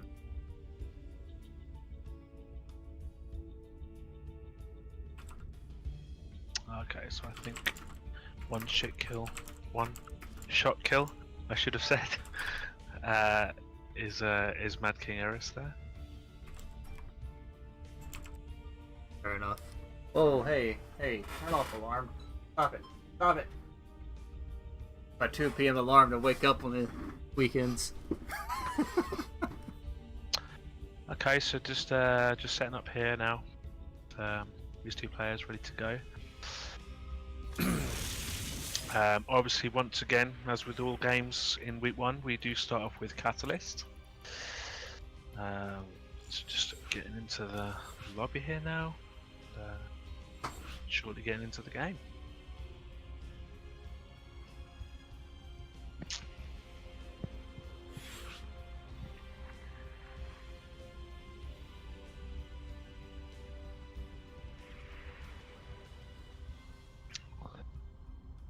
Okay.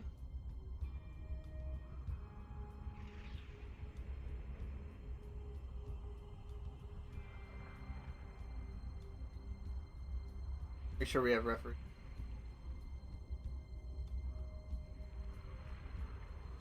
Okay, both players are calling ready to go. This is going to be a PVT here for these 2 players. And here we go, getting into the game. What are the ranks? Is it a plat? What is imperfect? So Imperfect seems to be from another server. I'm just going to check here. So he is from EU. He's a Platinum Protoss. We'll have a PvP. Seems that he's Platinum 2. Gotta make sure they stay red versus blue next time. But anyway, in the top left-hand corner, playing is the pink Terran pieces. It's one-shot kill. And in the bottom right-hand corner, with the green probes, it's imperfect. The green probes. Probes. So, Those things that here we just are. creep in the grass and, you know, hots, and never hear them coming till it's late, and then you have warp rifts everywhere, and now you're dead. And, oh wait, sorry, wrong game. Wrong game, my bad. So, pretty standard opening here from both players. Obviously, nothing too exciting to see in the first couple of minutes of the game. SCV gonna go head out and scout as well, so I do like the decision here to SCV scout, something that more often. Can't fully rely on the Reaper scout in a PvT. Can't. We do see the Protoss player using his Chrono Boost there to just rush out some of these probes. Not something I personally prefer to do so early in the game. I like to save those up, particularly in the PvT, just to rush out those first couple of stalkers for that Reaper defense. I mean, the way PvT is though, the way Terran always starts with that one extra worker. I can see doing it. I have done it. I mean, it does get you your worker count kind of caught up real quick.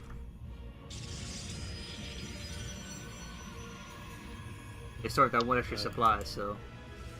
Terran. It's actually a very quick second, very quick natural there from the Protoss player as well. No, before the Cyber Core, quite a bit before the Cyber Core, in fact. Reaper does pop out here. He will be able to shoo away Probius. One probe down. Yeah, he went. What do you think of this slightly earlier expansion from the Protoss player? Do you think he's got a particular build that he's going for here? Some of this, I'm curious as to what he plans to do after this Cybernetics Core, because it could be a bit of a mind game here. Is a probe kind of hanging out awkwardly, not doing much of anything? Yeah, there we go. So he does chop the chrono down for that stalker. Terran player not actually electing to send his Reaper out across the map. Ooh, for here any we sort of go. aggression. Now, where did we go after the Twilight Council here, Phoenix? That's the question. Well, it could be my good buddy, the DT. I don't know, or could it just be Link Stalker? I mean, you don't need DTs when the Stalker man is good at killing units. I mean, I'd expect a Robo down with the Stalkers. Do It's have just going to be a Stalker play. So Twilight Council finishing up there. We do see Easy Blink Blink. on the way. Do see Blink on the way. Yeah, 2 gateways in the natural. Now on the other side of the map, though, we can't forget about one-shot kill. He does have a reactor factory pumping out cyclones. 2 on the way. Not building anything from the barracks though. Please start stim, please. I mean, make my Terran heart happy and start stim. I mean, this could just be a full-on Cyclone Rush, I guess. He's gonna get a third, so it's not all in with this. He's gonna start some more production here sometime soon. I mean, you have your natural down, but you start to add on a couple more barracks. But he wants that third base. And that Reaper just poking into the main there. He does obviously see the Robo. He does see the Twilight Council and the upgrade on the way there. I would have lost this Reaper here. At least try to pick up a couple probes with it, because at this point the Reaper's gonna start to fall off in terms of value and damage. You saw what you needed to see, so. I made a mistake earlier. I didn't realise the Reaper could actually get up into the main there. Yeah, as I say, they're actually adding decals over here so you know exactly where that cliff is at.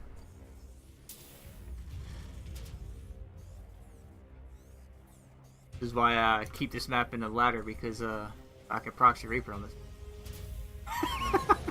I mean, So, Blink is just finishing up. Only 3 Stalkers though for the. getting Immortal behind us. I would have liked to see a Warp Prism here. I mean, I think the Immortal's a good choice. I'm not sure if he actually managed to scout out that his opponent was going for a mech style play. Is going back. He is indeed going mech. Mech against Protoss is something I don't see that often. Here it is starting to kind of trickle into the Terran like pro scene. No, but those Immortals are going to make that quite difficult for the Terran player. Especially with those starports. Simple rule of thumb for Terran players in the chat. You scout Robo, you just build a starport. You win. GG. But if you see Stargate, go factory.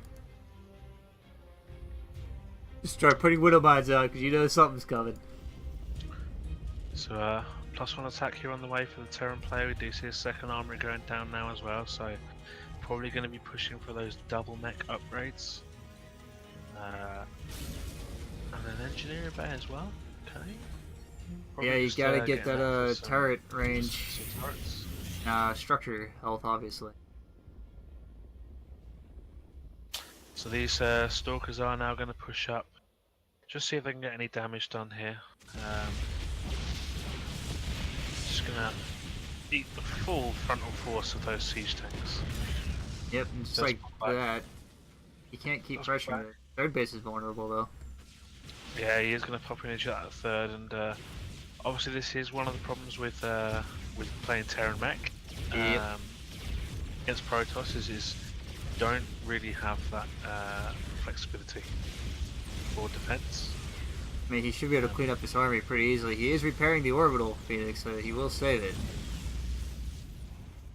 Okay, so yeah, pretty good there. As didn't manage to take down that third, and I think that probably was a wise choice for Imperfect to just pull back his army there. He did unfortunately lose an Immortal. He lost 1,000 mineral worth there. Pressure. Did a 400 one-shot kill.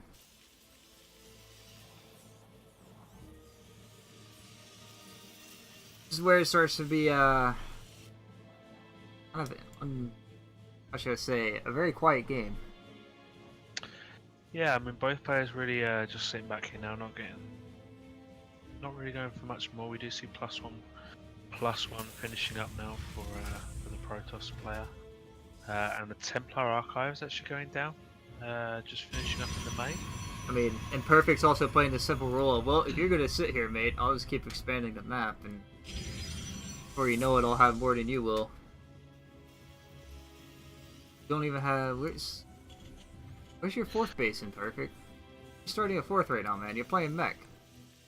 Saturate these gases. Do it. Do it right now. Build gas. Do you see the scan go down there on the Protoss main? So he does see the Templar Archives. He does see the forges upgrading, and the Chrono there on the Templar Archives as well. So he must know that Storm is on the way. Probably would like to see another robo facility down here. A rule of thumb. As a mech player, you always saturate your gases first. That's what's going to be an important resource as a mech player, is that gas. Field battery's coming down into fourth base for one-shot kills, so he is just kind of turtling up a bit himself. I mean, there's not much else you really can do in this game right now. It's just macro-based. No, I mean it does look like it's going to be quite a slow grow build. Storm's about to finish up too, so I imagine once your Storm finishes up in about 12 minutes, or no, I was gonna say, he doesn't move out sooner or later. Paris is gonna keep getting further and further ahead. And still no fourth here on the way either for one-shot kill. So Up here.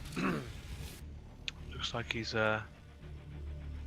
just going to push up with that 3-base economy and go for the throat. But say this could be a very awkward situation if he doesn't come over here and deal with his army. Yeah, you gotta watch the Storm. If Storm is here, he's gonna drop Storm all over these siege tanks, and you know siege tanks can eat that up very easily. But there's just too much Protoss here now. Yeah, and I think he's going to clean this up quite effectively. Yeah, he should be able to clean this up. Yeah. Siege tanks, good unit. And Immortal awkwardly running away from the Hellions. That didn't quite go the way I expected. Yeah, I was like the same thing. I'm like, siege tanks, good unit. So, I thought those storms were gonna drop the siege tanks So- for good, but Where do you go from here as a Protoss? I mean, do you stick with your guns and keep going grounded at Robo, or do you start to try and, I don't know, tack up into maybe a little bit more air? Maybe some Phoenixes, lift the tanks? I mean, obviously for me, it's quite a strong siege tank play there. I would expect that the Oh. Terrans that was weird. probably going to carry on with that. So, Void Rays, I guess. No, a couple of Stargates, push out some Void Rays, just to support over the top of those Immortals. I mean, if you're going to stick with the ground game, at least get some Disruptors out, because against tanks, that's probably your best bet right now. Yeah, I mean, it does look like Imperfect is going to commit to the ground play. We do see +3 on the way, and some Stalkers coming out. Is there any detection anywhere? Missile turrets out, so... Missile turrets are kind of in a pretty awkward position with the mech army being as slow as it is. Maybe go into some DTs? No, he does go into charge instead, so... I mean, DTs are okay. I think this late into the game, with plenty of scans available, I think they would probably fall quite quickly to the mech army. Yeah, but you gotta remember, the mech army is rather slow, so... Tellies you gotta worry about, but after that... Well, we do see 3 Liberators pushing out here down the left-hand side to possibly see if we can get any economic damage done. The scan does go down ahead, and he will just miss those cannons there. Yeah, they're kind of in an awkward position, though. Once Imperfect needs to realize this and pull these away. Yeah, and I mean, he does lose 10 probes there to those Liberators, but he needs to unsiege these and get them away. Oh Yeah, no. you're just gonna throw them One away. shot, no. Okay, so I mean, do you think that was a worthwhile exchange? Those three No. Liberators? Not at for, all. Not 10 probes. just 10 probes. And, It's only 500 mineral. That's Nexus at most. yeah, well, we do see these Hellbats and siege tanks now, and they come into the third base here. And, So- It's gonna be 3-3, but the Zealots have charge. Do you think that's really gonna play a factor into the tanks? I mean, sure you could charge in underneath the tanks. Just to move out here. These tanks are actually sieged up outside the third base of one shot I think- or Imperfect. the good side effect of charge lots against tanks is obviously you can force a bit of friendly fire as well. And I think that's gonna be it, though. I mean, 3-3's not even done. Yeah, I was about to say 3-3's not even done, and he's just walking right into the tank line. Yeah, and Yeah, I that think is game number 1 there for our Terran player. Disruptors probably would have been the best bet. Majority of that army is slow and bulky, or not even moving. So Okay, so just waiting for Imperfect to choose the next map here.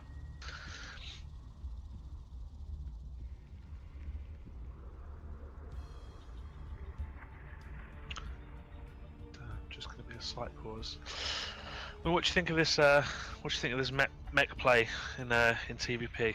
It's not something that we've seen much from pro gamers, really. like I said, mech is kind of making its way into the TVP meta. I mean, it's not a big factor right now. It's a lot of bio play going up against Protoss, which I wholeheartedly say it's the best thing to deal with or work with. A little bit more flexible, and allows you a little bit more mobility. But as you just saw, you take one good position fight with mech, Protoss army is going to disappear. Yeah, and I was really surprised at how durable those siege tanks were. I really did think that was going to be game over there, and that little encounter in the top right. I mean, if those were siege tanks from the Tankovac days, then they probably would have disappeared. But So Imperfect has chosen Ascension to Aya for game number 2. a little bit more Protoss favorite map, I would say. Catalyst is a pretty well balanced map for all races, but I think it still kind of favors Terran in some ways.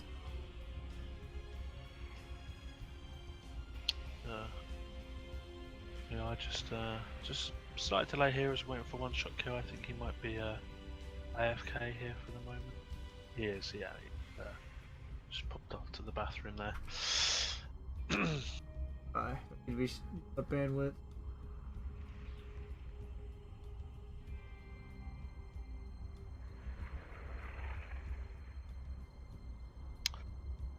Yeah, I'd probably. I think if I'd have just scouted out that factory a little bit sooner, that he was going to go for that mech play.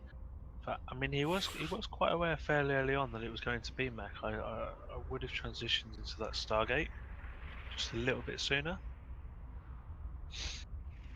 or at all. Right. Like I say, if you're gonna stick to the ground game, you gotta at least get the disruptors out. That's gonna be our best bet at dealing with that. I mean, you can't go Colossus there. His tanks still have that range on the Colossus with Thermal Lance. But if you were to go into disruptors, it's kind of like throw the orb and leave, especially with the Purification Nova being the way it is. So both players here ready to play, and getting into game number 2 here on Ascension to Aya. Do you think we'll see that mech play again from a one-shot kill? Yep, sure. Yeah. It's only because he now strikes me as a mech player. After seeing him play mech once, you'll see mech again, guaranteed. It's something like I said. I'm not a mech fan, and a couple times I've tried it. One with it, and I honestly felt really, really upset about it because it's just like it's not my style of play, and I don't like it. But anyway, in the top left-hand corner of Ascension to Ire, the blue Terran Pieces currently up 1-0. It is one-shot kill. And in the bottom right-hand corner, with the red probes, it's imperfect. So the real question is, I think Imperfect will throw it all out there and just say, yep, alright, time to do something off the wall. Maybe a little bit of proxy. Maybe a little bit more of a cheeky rush style play. I mean, I think we'll obviously have to wait and see. I mean, there's no scout. Okay, well there is a scout going out now across the map. Oh.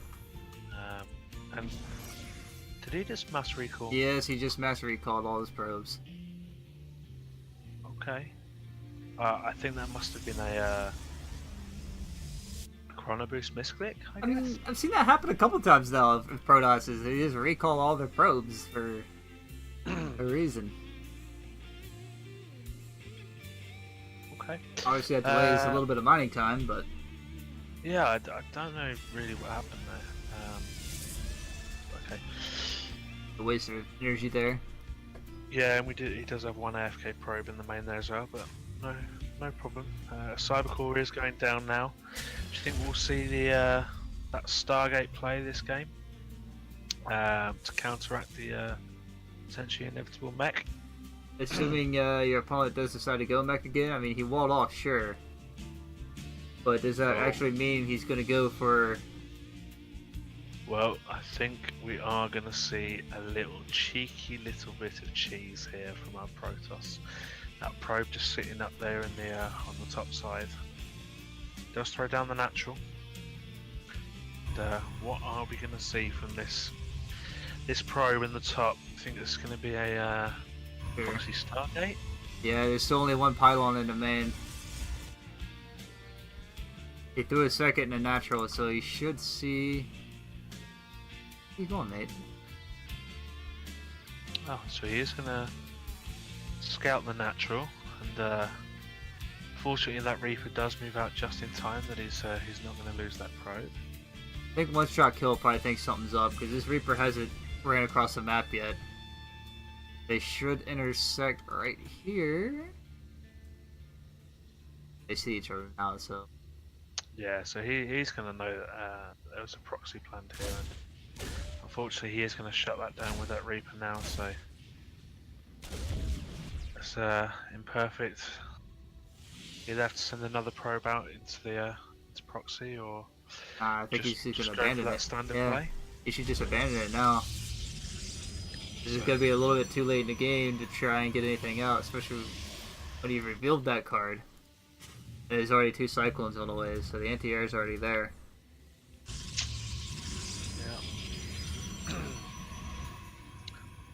I mean, if you do want to go to Stargate, start it back home. But it looks like he's sticking to his guns.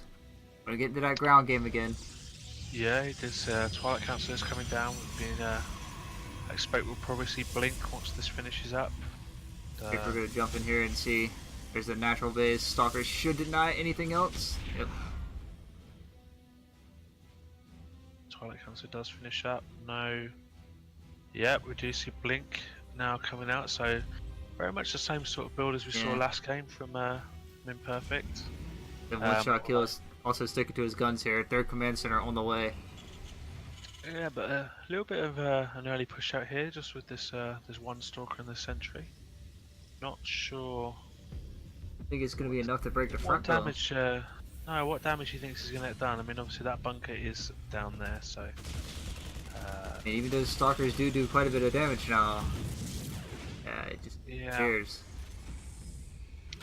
And it does seem like he's rallying the gateways across the map here. Stalker just going out taking that zone on the terror. Second one coming in as well. Robo's down. Play. It is down, but he is supply capped. Alright. I mean, if he can get in here at a decent time. Oh, I like this Phoenix. A hallucinating Phoenix coming up here. Good force, one-shot kill to have to recheck that main, or at least a natural to see if there's a Stargate. Yeah, I mean, he probably guessed it's hallucinated. He's obviously seen the sentry. No effort here to. I mean, you wouldn't send a single Phoenix into a base, right? You tend to one pick up the SCV, the other one to shoot it down. Right. So one-shot kill probably knows that this isn't a sort of genuine Stargate play. And he does continue, obviously, pushing out these siege tanks. The factory, Hellions on the way now as well. So I don't think he fell for that as a. Four gateways on the way. Yeah, it looks like Imperfect again. Just stick to his guns. Gonna try and break the front. Blink is done. 2 tanks, a Cyclone, and a bunker outside. I don't see him breaking the last. Oh, he's gonna blink up. Please tell me you're gonna blink up. It does look like he is going to catch that third as it comes down now. I don't think he will get this away in time to save it. Especially if it lands. Yeah, he lands it. Does land as well. And yeah, a bit of a mismatch there. He probably could have caught that if he okay, so those stalkers. I think so. Is a chance with this warp prism that Imperfect just blinks up into the main base. With all the army concentrated at the front, I mean, why bother trying to break the front? We could just go around. Yeah. I mean, I'd quite like to have seen like a double fake, you know, after that hallucinated Phoenix, and then actually drop two Stargates. I think that would have been quite cool, but not. Yeah, he's adding on 2 more gateways. Unfortunately. Cannon's being thrown down here to see if there's any army hanging out the side of third base. He is going to move out now with these Hellions and these tanks, just to ensure that third goes down with no hiccups. Yeah, I was gonna say, get these fatties out of there. Put the immortals in there. Need the immortals in the main. Well, he can blink on top of this army here. It's completely unsieged. Tanks are going to siege up to the last second. Yeah. He does do just does that. Blink forwards. Does blink Third forwards. base should be forfeit now as well. Yeah, I mean that's definitely going down. I mean the warp prism pushing up, not grabbing those immortals, but it does siege right next to a missile turret. Unfortunately, he does lose. I mean, he can just break the front now. He has blink. He can get past the bunker. So the bunker's not even going to matter. Hellions here. The tank going to siege up once again. He should just blink right on top of the tank. He will end up going. There it goes. And that should tie this series up 2 or 1-1. I think you're right. I think this is going to be GG. With more units being rallied across the map, but he doesn't have another warp prism, so let's whip them in back home. No, I'm not sure what one shot kill's waiting here for. Tanks will pop out. I mean, tanks are a scary unit, especially if you siege them on the high ground. Yeah, no high ground vision. I mean, these are blink stalkers, right? It's even if he can't. Yeah, he He's can't not- close the wall.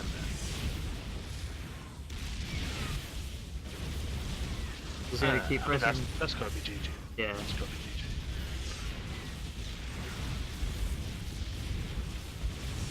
GG. There's Stalker there is, I gotta say, when you go to call it here.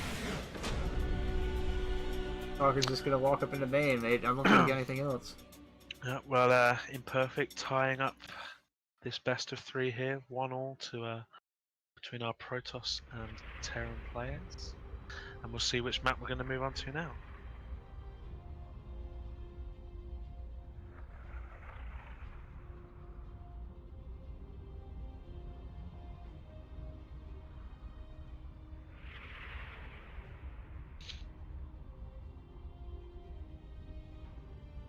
The group's back up here for you guys.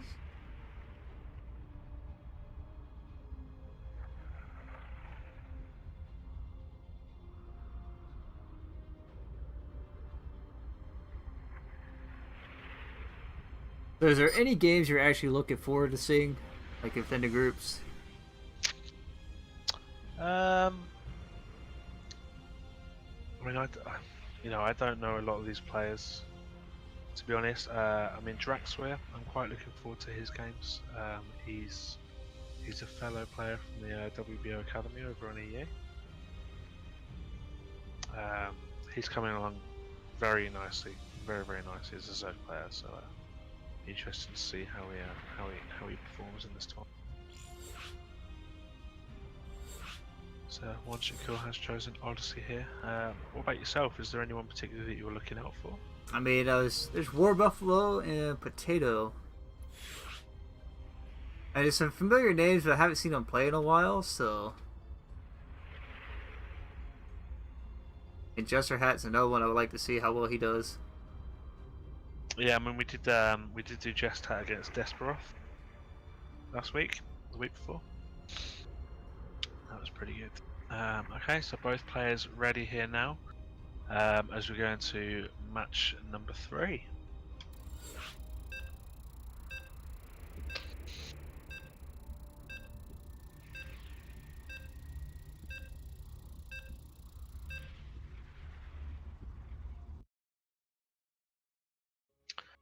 Odyssey, another Protoss friendly map, I would say. So, it'll be an interesting choice here for One Shot Kill. It's probably a standard map he's chosen too, so.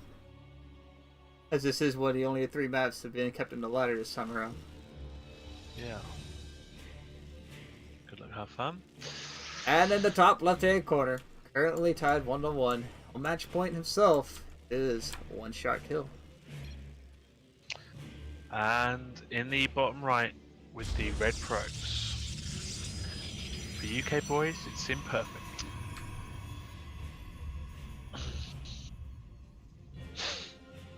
Alright, so it's all or nothing here for both of them. By that gentleman's agreement, shake hands, say let's play a macro game. Wait a second, there's an SUV rallied across the map. Guess it's a Really? scouting, yeah, there's a scouting SUV coming out here from One Shot Kill. It's rallied straight across the map.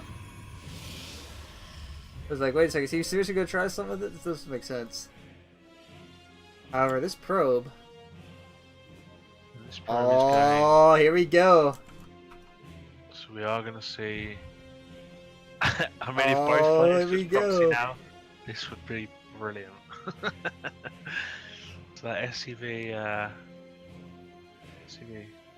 has been given a Alright, so we command. have Gateway finishing out the second gas. And this is when I would start to scout as a pro or a Terran player. I'd be like, yeah, I'm glad I sent this SUV over. Something's up. Something's up. So the Pylanders go down on the top side there. Cybercore down, but with no expansion coming. So no expansion Yeah, after the Cybercore. Do you think this is going to be a? He has to know. He already has to tell that something's up here.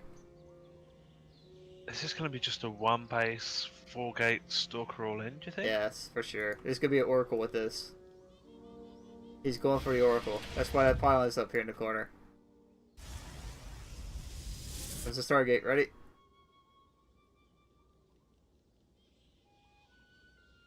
Come on. Throw it down. Yeah, you want Go to, on then, Probius. Come on. Come on. There you There go. we go. Called it.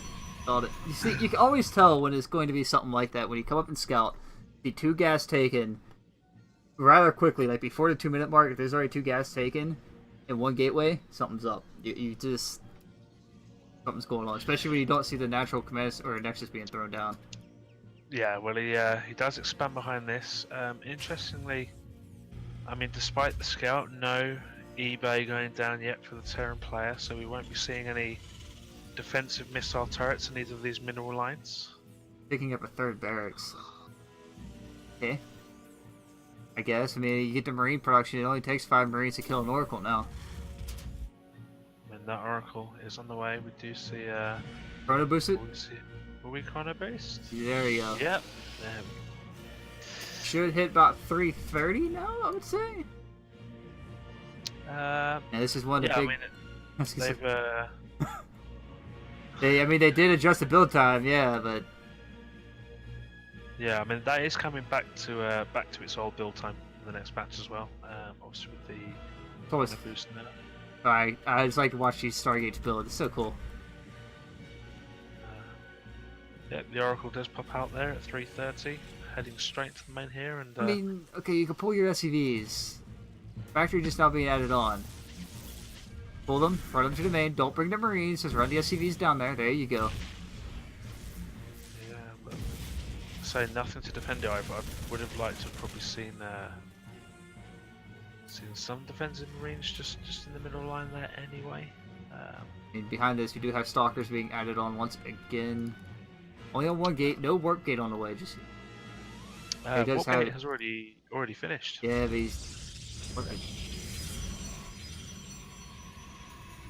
They say he hasn't actually changed up this gateway. We do see a second Oracle out Yeah. now, but no more production off of that Stargate there. So be a Void Ray added in after that. When he moves out, you should be a Void Ray added into this.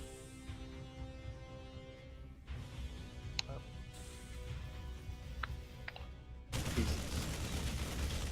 do see that eBay finally down now for the Terran player. So we expect to see a couple of missile turrets just popping up in these mineral lines, and we do see one there in the natural. Not one in the main yet. These Oracles can find quite a bit of damage here. Marines trying to trap the Oracles. He will end up shaving off 1. There we go. This one should make its way out of here. But right into the bunker. Oh, it does just manage to save that Oracle there. So what is he going to add on here? Any more? No, the Stargate's still hanging out over here. Damn, being thrown down on the main base. Yeah, I mean, he does see the Twilight Council there. He probably knows that that's Blink coming in as well. I mean, that's the only follow-up you have. Interesting choice to see him go back to the bio. I feel like if he just gone mech once again, he might have actually been able to shut this down a lot easier. Yeah, I mean, still no production off that Stargate. Do you think he's given up on the Stargate play now? Maybe, yeah, he's adding on a Robo now. Yeah, it's not something he's favoured at all this series now. I mean, he probably knows at this point as well that his opponent's not going to go for that mech play again. So, There's a total of 7 Marines here on the low ground. You have Blink. Oracle is just gonna awkwardly die here. Bunker will end up falling. No shield coming out from the sentry there. no, and that was a good snipe there as well to focus down that sentry. Nice bit of micro there, just pulling those stalkers back. These Stalkers are dead though. Blink wasn't done yet. No, and that siege tank is just punishing that stalker. So. This is Right, why cool. you should add on the Void Ray before you push in with this. To have that little bit extra damage. I mean, it does seem a shame they're still not using that Stargate on the top side. Or at least add in that Phoenix, you know, just so you have that ability to lift that tank. Oh, there's 2 tanks out, so you should see like a Marine tank push coming up. We do have the Starport being added on in a 3rd command center. Warp Prism on the way now. Blink just finishing up for the Protoss player. As of yet, no Forge down for these upgrades. The still on 2 bases, and the Terran play does see that now with the scan on the 3rd there. So at this point, I think Imperfect's gonna have to find a way just to get past the wall. And that Warp Prism and Blink being done, once again, he could easily just blink right up into the main. With the army being completely focused in the natural, once again, he could just bypass all of this. I mean, it's 7 minutes 30, he's got to get something done here. Obviously, Terran players have already got their 3rd command center on the way. I mean, he is floating a lot of mineral here, too. And Perfect just added on a 2nd gas, so... Well, Natural. he is going to try and push forward, and I mean, there you can do that too. Just Just blink right on blink. top of the tank. Here we go. These Marines should end up falling. Bunker is low. Zealot's getting in there just to help deal some damage to those Marines, but that's just too much here. He's going to push this all back. And the tank on the high ground, and one more in the natural for sure. And he's warping it right in range of these tanks. Yeah, it's, Tanks for the units, mate, I guess? I mean... well, luckily he does manage to get that Warp Prism out there, but this Immortal just casually rallying across the map. Yeah, again, he does take a 3rd base behind this, but again, the lack of any kind of air support from this Protoss army with the tech open to you, honestly, is probably what's going to kill him in the end, because if he doesn't go into that Stargate to, again, to avoid Ray, even the Phoenixes, just to lift these tanks, that DPS is not there. I mean, it's not like he's even short on gas. You know, 240, 250 in the bank there for just a moment, but so still nothing out of that Stargate there. It's Immortal, though. Hanging out across the map. All his buddies are all back home. It's like the awkward child just hanging out across, away from everybody else. Yeah, and I think One Shot Kill not actually moving out here with his 3rd base just yet. More focused on the setting up this drop.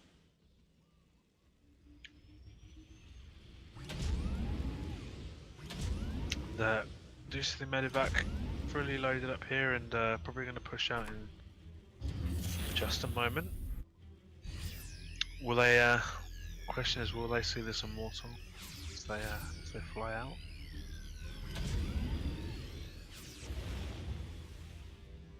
Be a free Immortal if so.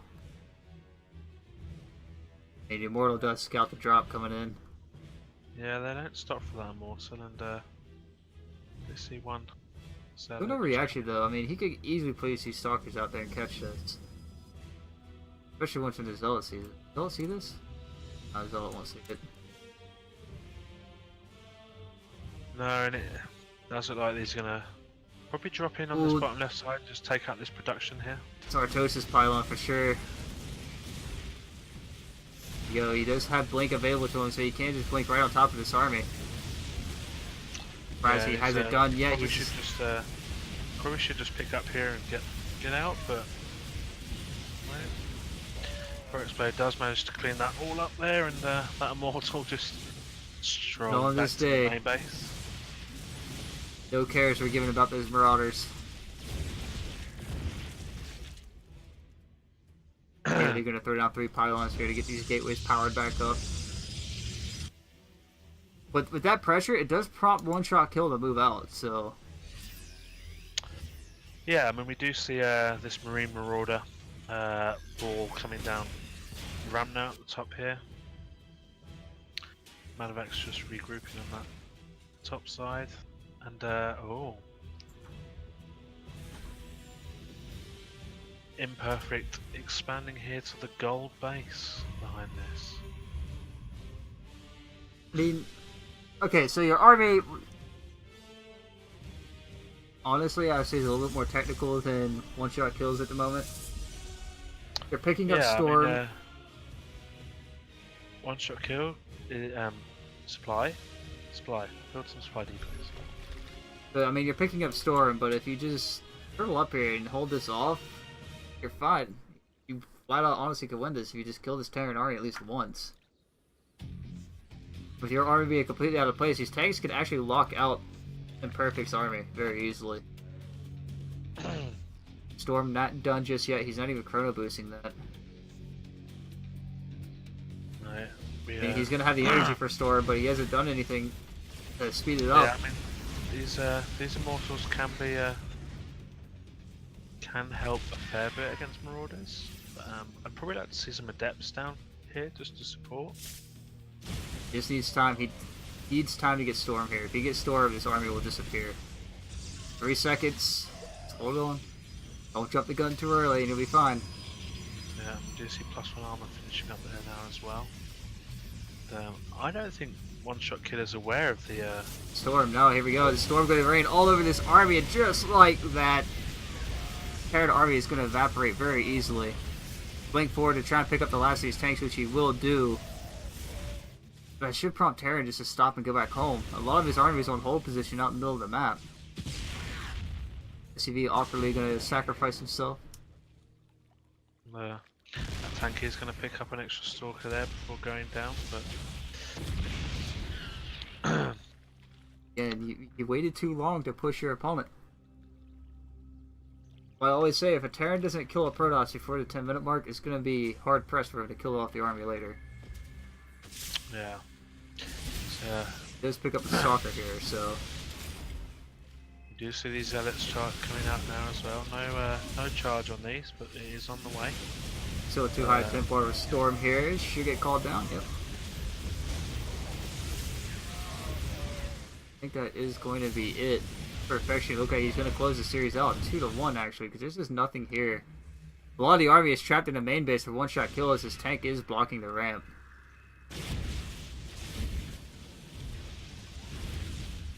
I mean, I don't think One Shot Killer is completely out of this match here. I mean, obviously losing the third is a big hit, but he doesn't lose any of those SCVs. He's still got all of his production. A couple of tanks up in the top there. But where do you go from here? I mean, you're down to 2 bays. About halfway left. He's about to mine out there. You're about to mine out of your main. Your opponent's on 4 and you're trying to rebuild your 3rd now. I mean, at this point, there should be no reason imperfect losing the game. No, I mean, I think... Oh, come on. Bring the Warp Prism over, mate. This Warp Prism has been hovering in his base for like the past 10 minutes.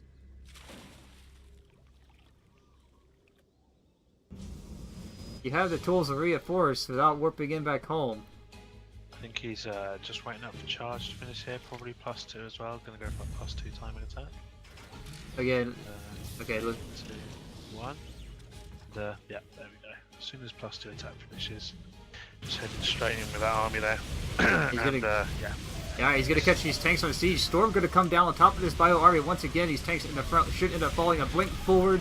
Tank's gonna continue to get focused down. This is not enough Terran here to clean this up, as the Storm does clean up the last little bits of the bio army. Bunker here, gonna get taken out as well. That should be GG at this point. There's just nothing here for Terran to... I mean, 17 probes down. All of his army has gone down to what? 20 supply, 15. Yeah. I mean, this is going well. I mean, do you think if One Shot Killer just stuck with that mech? Oh, for sure. It would have shut the Oracle Blade down a lot sooner. It would have honestly just shut down a lot of this, because you have way more tanks out. You have the Liberators out. And Storm honestly wouldn't be that much of a factor against Mech, as we just saw in the first game, but... Okay, so, well done to, Imperfect there, aka Umi Link. Well done. And, yeah. That concludes, in fact, the whole of Group 1, in fact.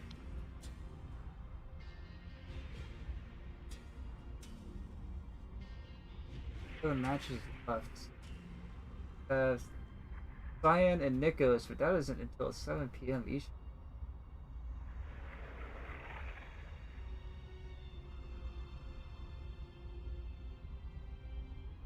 Okay. Well, let me ask out if there's anyone else starting.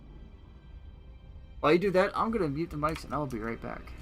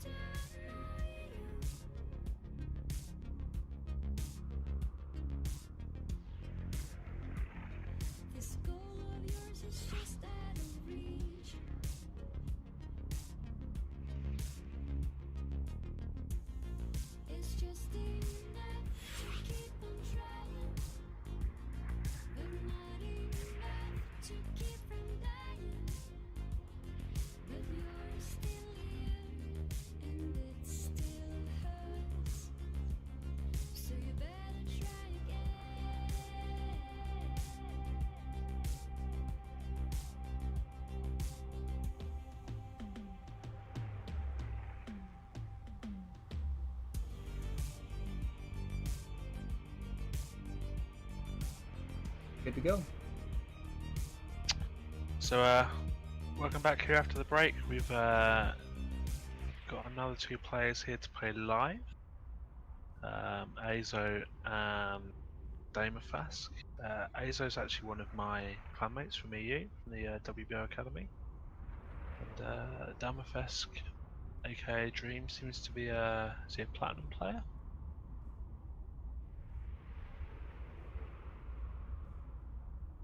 You have 2 plats here. Getting ready to go into game number 1 on Catalyst.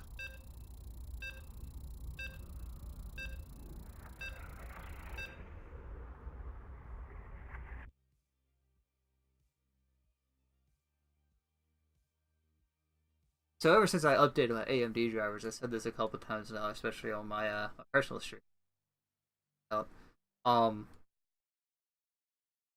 AMD recently updated their drivers so I had to update them to play Wolfenstein. Ever since, OBS, anytime it's open, just causes a frame stutter. I keep having to like minimize it and everything. It's really awkward, really annoying. Hashtag AMD life in the bottom right hand corner. Name Azo? I guess it would be Azo down here as the blue tear in pieces.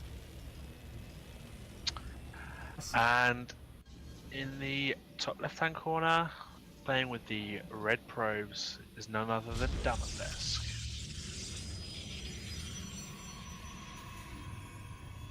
This is the first of our Group C matches. I don't believe any other matches have been played in Group C so far.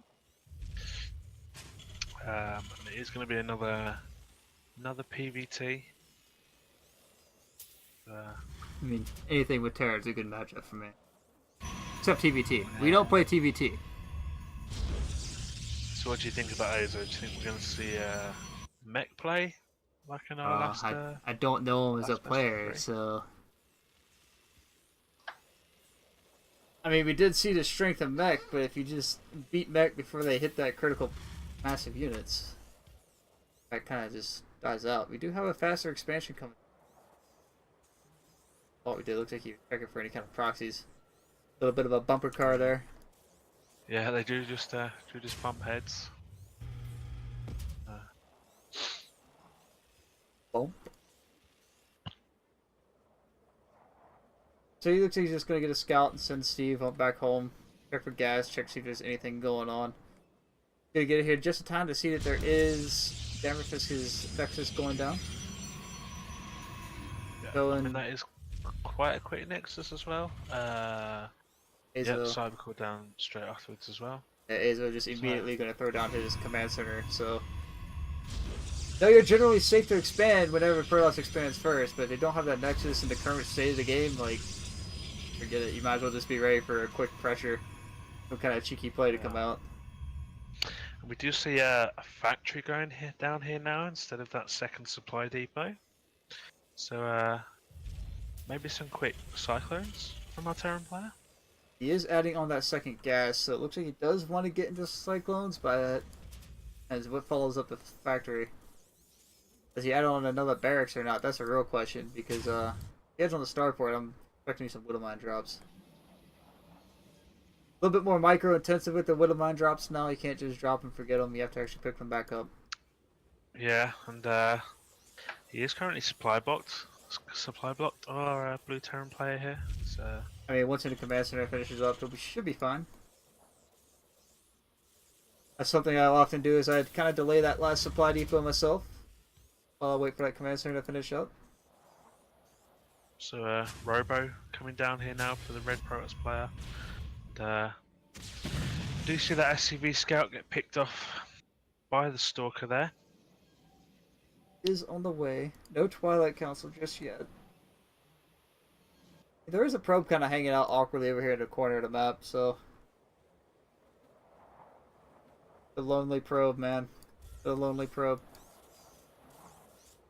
Yeah, I mean, maybe just a single proxy proxy gateway for warpins. You get the robo, so would you really want to go for that gateway down there? I mean,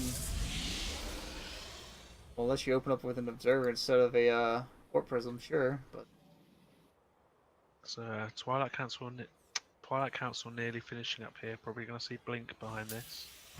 Yeah, there's no way he breaks this though. 2 Stalkers alone aren't going to be enough to beat 4 Marines in the Cyclone. No. Not 2 Cyclones.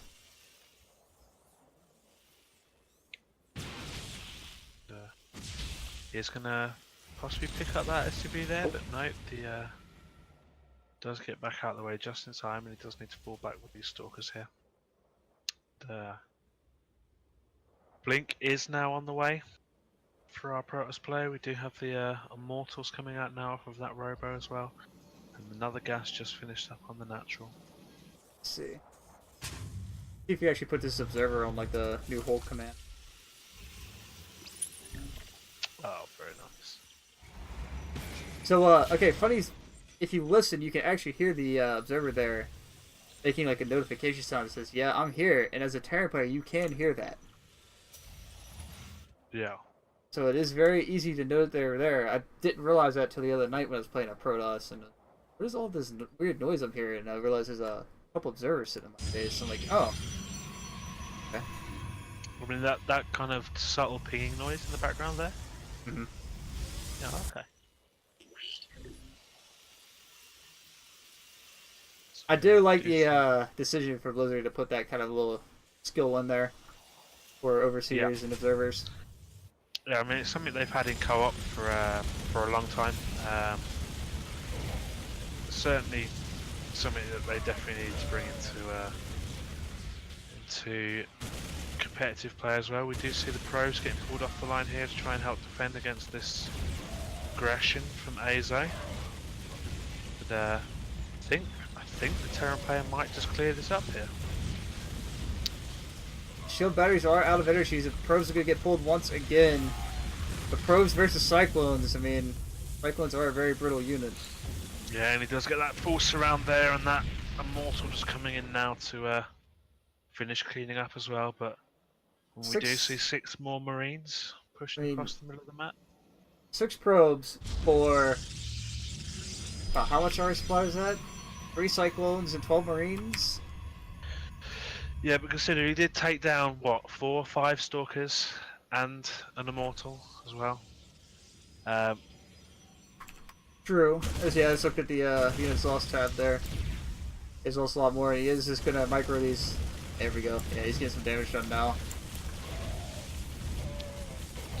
But what would you do? Would you chrono boost out the workers and make up for that? Or would you use chrono boost somewhere else? Yeah, he is going to chrono boost. Yeah, I mean, I probably would, with the amount of eco damage that he has taken, I probably would use it there on the workers. I mean, he does have, And behind this, Azo. Another chrono already there in the Natural. Darafisk, you're gonna have to get on about these idle probes just hanging around the map, man. Anyway, we do have a third coming down from Azo over here. So it's about to finish up, so he is gonna get that economic lead. Yeah, but Damafesk has just popped into the main there with that observer. He has seen the 2 tech labs there on the factories, so he's going to be expecting some sort of marauder marine play here. You'll be able to hear that observer, and it's kind of annoying that he doesn't do anything about it. I think a lot of players haven't picked up on that though, so. I suppose you've got to be at that bit of the map at the time, right? Yeah, you have to kind of mouse over it. Like if you look at his vision. I mean, that idle worker is still just kind of sitting there on that left side. Kind of hasn't even moved either. It's just been there the whole time. Touch the shell and Stimpak about to finish up. Yeah, we do see the 3rd Nexus now going down for Damafesk as well, and that lovely Nerazine skin on that War Prism. One of my personal favourites. Darafisk is actually playing with the Swan voice pack right now. Which one? The Swan pack, the Swan voice pack.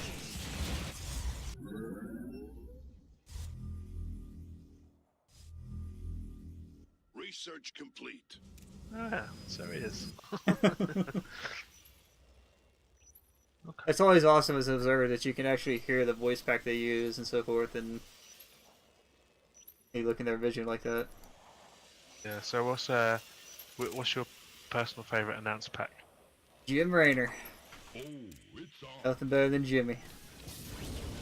See, for me, it's Tastosis. Tastosis. We do see some charge shots now dropping him into the third. But I mean, all those Marines and Marauders, they're gonna easily clean this up before that base goes down. Indeed. Tanks even going to siege Hopefully, up, make sure they go down.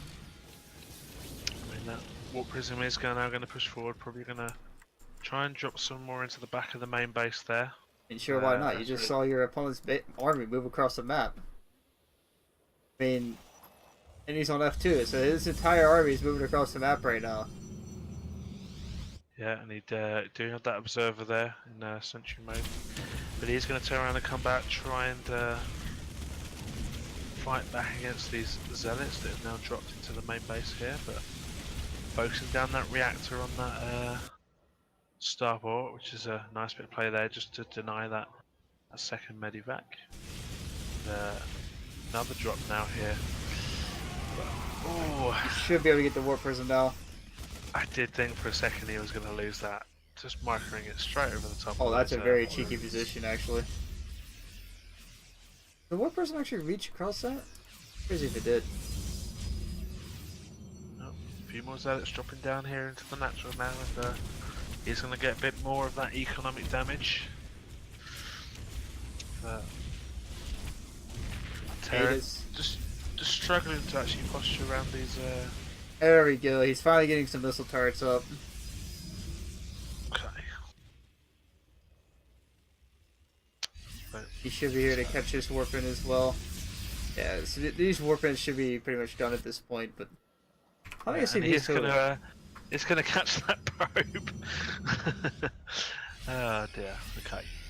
Well, But, previous. no, it was a nice bit of economic damage there. We do see 11 SCVs go down.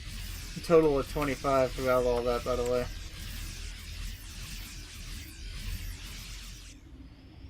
$25 Yeah. SCVs lost in all the 14 probes. I mean, Yeah, I mean he's not being completely lazy here on the other side of the map either at all. So he's built up quite a sizable force. Storm is on the way. I mean, it is down to Terran. This is where Terran's on the clock here. If Terran can't get in here and deal the damage he needs to do before Storm is done, again, it's just going to be the same thing as before.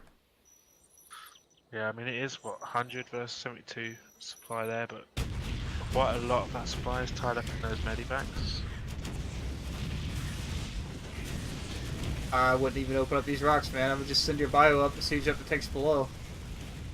I mean, charge is done. Opening that ramp up does allow charge outs to get a little bit more ground. Yeah, and they do snipe out that Warp Prism straight away, but these high type are coming in, but Storm not quite ready yet, and unfortunately, Hey, man, they can auto attack now. Is that totally useless? no, I mean that 6 damage or whatever it is they do is certainly going to turn tide. He does pull all the probes off the line now as well. to try Oh, and but that's a knock lot of them, friendly fire from these tanks, actually. I think Azo is going to take the game here, however. 41 probes down for the Protoss player, and that is GG to Azo. Taking the 1-0 lead here in this best of 3. Alright, but is it going to be the same story in which we do see Terran get the reverse 2-0? Or Protoss get that reverse 2-0? Well, we'll have to wait and see. Dream has chosen the map. We're going to be going into Odyssey here for game number 2.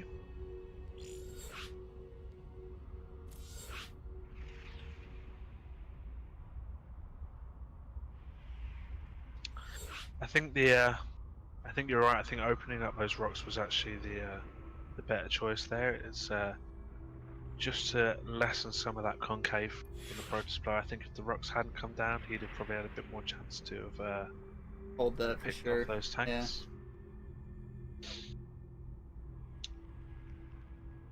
I mean, a lot of this game is based on information economy, sure, but the majority of the time it's mostly won through smart decision making. And one of those as a Terran player is all about positioning. So if you open up rocks like that, where you can kind of bait the fight down into that concave for the rocks that they make naturally, it's a lot easier to fight flat out than it is to try and fight up a ramp like that. Yeah. Okay, so we are going to get into our second game here, but just one moment because something has been drawn to my attention actually.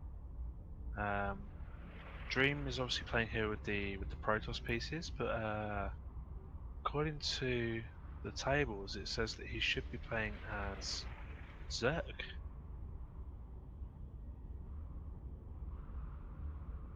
Bear with me one moment.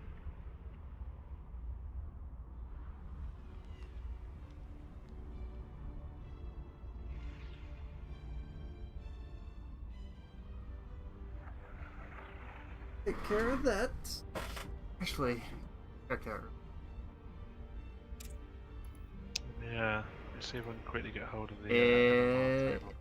total career games. On this server, he has 0, so he might have it on EU. That's right, I'm gonna check MMR table quick.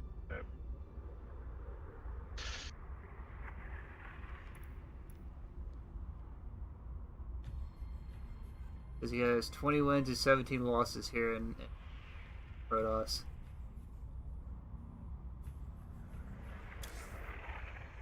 So.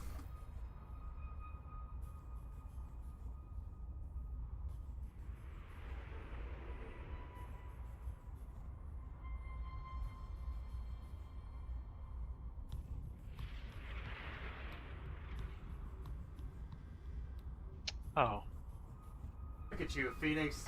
Come on, man. the hell am I doing? I'm sure he said, Introduce the person here. Come I can't actually see Damafesk in the group.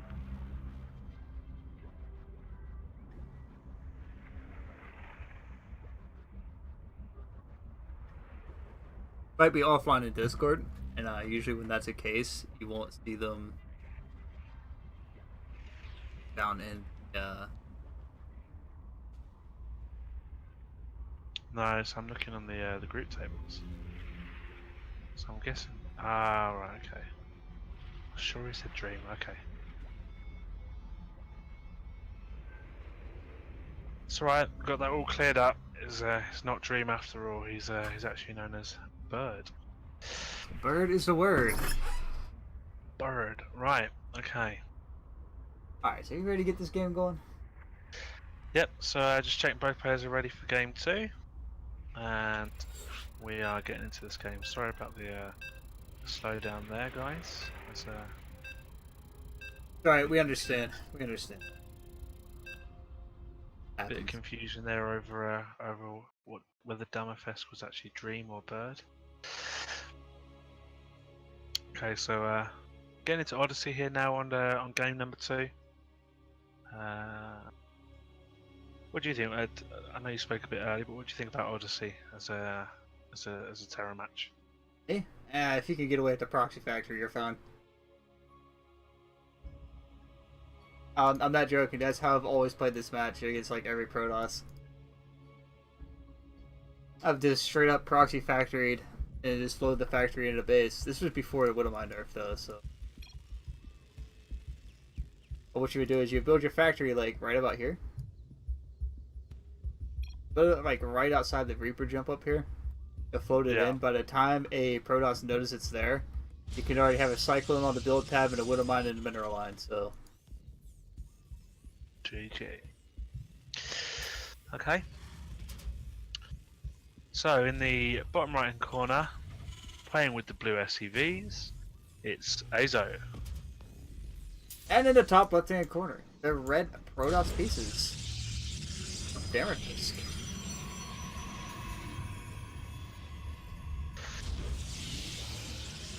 daily life. Supporting that daily life emblem. I always like to see what people have sitting outside the command center. Like a tournament trophy or floating emblem. Oh yeah. We have Always cool I to hope to one day have myself a tournament trophy, and then it would be sitting out there. But I gotta go win me a tournament this season. They got the siege tank. I want the siege tank. there's a Mutalisk last season, right? It was a Muta. That's why I didn't play for it. I wasn't a fan of the Muta. For that, they had Carrier. The Carrier one was pretty cool. Seemed like a really good topper for a trophy. Yeah. So we did see that scout just pop in there to the Terran base. He does see the single gas, so probably going to be expecting another bio play. And there is a probe. Let's say there's something missing here. And here we go on the opposite side of Odyssey. Dammerfist throwing down that pylon in the bottom left, bottom middle of the map, bottom center. Well, we did see this again on the last series. Azo seems Played to against these guys. be very similar style to mine. Like he lifted a reactor over there to drop a reactor on the front. Something I normally don't do, but I'll do that on certain maps for some reason. It's weird. Like I have these habits that I pick up based on the map. Like Yeah. for some reason, I always drop a reactor on this map, regardless of that. So, do you see that Reaper coming in now to the natural? See that there's no probes there just yet. I don't Gonna know. run straight into that Stalker, and I think this could just be game over for that Reaper. Yeah, he does end up falling, which is going to be kind of a problem here. Is this Stargate is on the way? I mean, this is quite clever as well from the Protoss player. So you see how he's laid out the side of the core in the gateway there on that left hand side. Yep. Around the gas, and it just forces that Reaper to take the long way around the Nexus so that it can be cut off by the Stalker. Yeah, Stargate is done. You should see the Oracle start up here very shortly. There we go. Further boosting that Oracle out. So this one is going to hit a little bit later. It was a little bit late of a proxy. So it should hit about the 4-minute mark. But again, there's just nothing here. There's a Cyclone out. So the Cyclone will be able to deflect this very easily. He is getting the Starport, so he is able to deal with this a little bit easier. Yeah, Then- we do see the tech lab going down now on the factory as well. What do you think he's going to make out of this? Back home, there is a Twilight Council going down for Dammer, so. Yo, Oracle gonna make its way into the main base. Gonna start to pick up one SCV, picking off these mules. We got 2 so far. Marines and the Cyclone are out, so it should be able to shoot us away, and it will run out of energy before it can pick up too many more SCVs, so. Is there? Okay, yeah, it is adding on the second one now as well. Now, we saw a very similar style like this being played out last matchup, the last TVP. Do you think Dammerfist is going to stick with the Stargate this time around? I think we'll have to wait and see. I think that the Stargate probably would be quite good here. The support on this map. Sorry, I've got a bit of a apologies. I mean, he hasn't started up a robo yet. Warp Gate is No. done, so he needs to transition to gateways. We do see that second Oracle out on the map now as well. Got a defensive shield, but she's going down at the front. And oh, nice revelation there on that natural base. Just keep an eye on if his opponent's going to push out at all for some early aggression. The medevac about to pop out. That should be the case here. There's 4 Marines and Cyclones, so that will fill out the medevac. That could do quite a bit of damage. Now, both Oracles are across the map, which means he will not be able to capitalize on the fact that his army will be, or his opponent's army will be in the medevac. Should he go for that drop? And I think he possibly should have seen that medivac with the revelation. I think it ran out just after the medivac came down that ramp. So we should be aware that there is a potential for a drop here. That Revelation is gonna, that Oracle is gonna pop back into the natural there again now. I'll probably chuck down another Revelation just to see what's going on. Or just float awkwardly above his opponent's base and be like, yep. Yeah. If I just didn't have the energy. Yeah, if I just didn't have the energy right just yet. But he does see that Medivac. Sees everything actually. He sees the entire army. What do you think he's gonna follow this up from here? We do see a lot more gateways chucking down. Charge. It's charge bots. And the double forge, which is +1/+1. The 1-1. Still no Robo. You know, I'd really like to see a DT behind this. The Dark Shrine. Probably a bit late into the game, but something just to help knock down those spy depots at the front for charging in the zealots.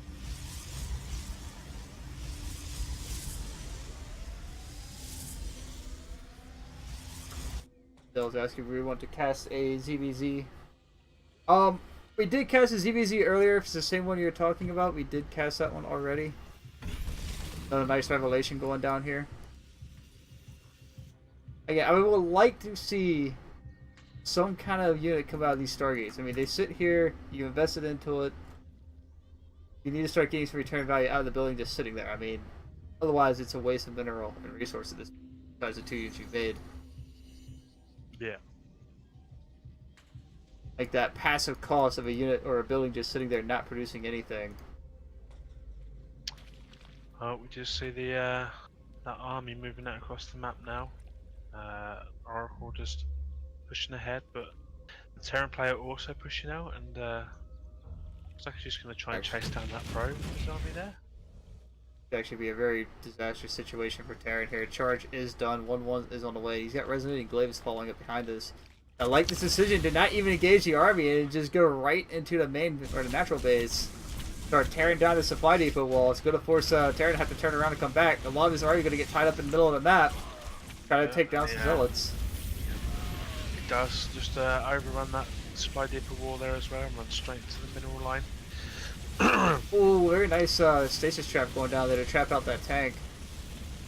This We is do see what 24 SCVs down now.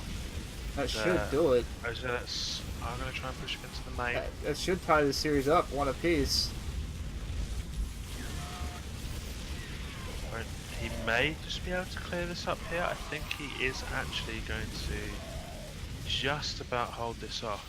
I mean, he clears up he'll clear up the aggression here. He'll kill the army off. But again, where do you go from here as a Terran? All right, so 4 mules. We'll be able to get that economy going again. Yeah, and he should probably transfer some of these SCVs down as well. And you're also down by double the worker right now.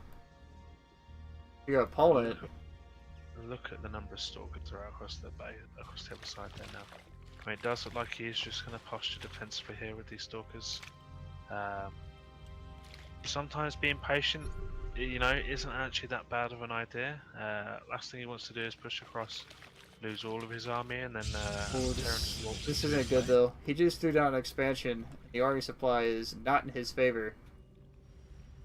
Terran not really paying attention, but Storm is about to be done, and when it lands in 10 seconds, it's gonna be one rainy day. But these stalkers, yeah, Stalker Man's good unit.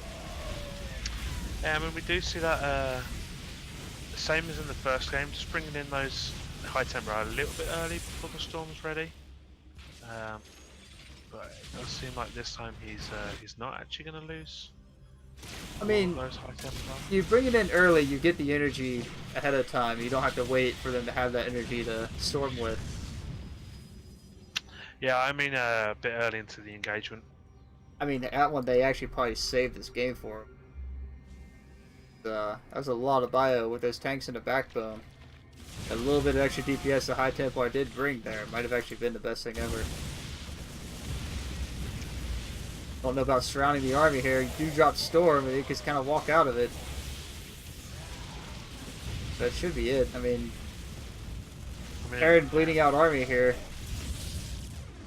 Looks like he doesn't have much left back at home. He is walking in a load of zealots now. At this point, I think that's all you need is just bullets.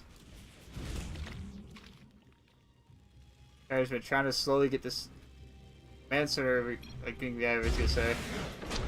Oh, and Azo does GG out of the game there. That does tie Tying the up this series. best of 3. I don't know, I still would like to see those Stargates get a little bit more use out of them. Yeah, I think Damafest was quite lucky there as well. Towards the end, I mean, I know he did quite a lot of economic damage, but it did seem like his multitasking control kind of started to fall apart. His third base wasn't saturated. He wasn't building anything before. If that encounter had just gone slightly differently and he'd lost all those units, it could have been a different story. I mean, one thing you can take note of is a lot of people kind of change their mindset about certain things. One thing I do know now is, like, whenever I get fungled, it's, for some reason, I'm so used to my units getting stuck there and not being able to move, and now they move, and now I'm like, oh god, I got fungled, I need to get out of here, and for some reason I just start trying to move my army out, but it's still just best to let them stand and fight. You're not going to get away. I mean, that's a silly change, in my opinion, that Blizzard made, was giving the fungal growth not the full route like they should, just giving it to them anyway. I mean, what's the difference? You're slowed? Nothing gets away either way. So that might have been the same thing there with the High Templar, is that he brought the High Templar into the fight and just decided to fight with them rather than trying to wait for Storm to finish, because, I mean, any amount of damage is good damage if you can put it out. So... Yeah, I mean, that is a fair point. Absolutely. Especially when you have to fight with half your army versus all your army throwing something out somewhere. So we are going to be going into game number 3 now here on Ascension to Aya. Both players are ready, so start the countdown. Ref. Oh, rats. Oh well. Well. Ascension to Ire is another map I've gotten away with that lovely factory play. Like, I'm a huge fan of factory play. Door drops, Widow Mine drops, anything you can do like that. Yeah, I mean, I think quite like Odyssey. You do have that high ground up here, which doesn't fall into the standard scouting lane. So it can be, as you say, quite a short distance into the main, where there's a big area which is quite often shrouded. Alright. And in the top left-hand corner, playing as the blue Terran Pieces, looking to close this series out as he is on match/elimination point again, or as well.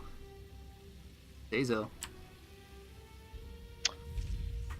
And in the bottom right hand corner with the red probes, obviously also tied up 1 for 1, it's Damafesk.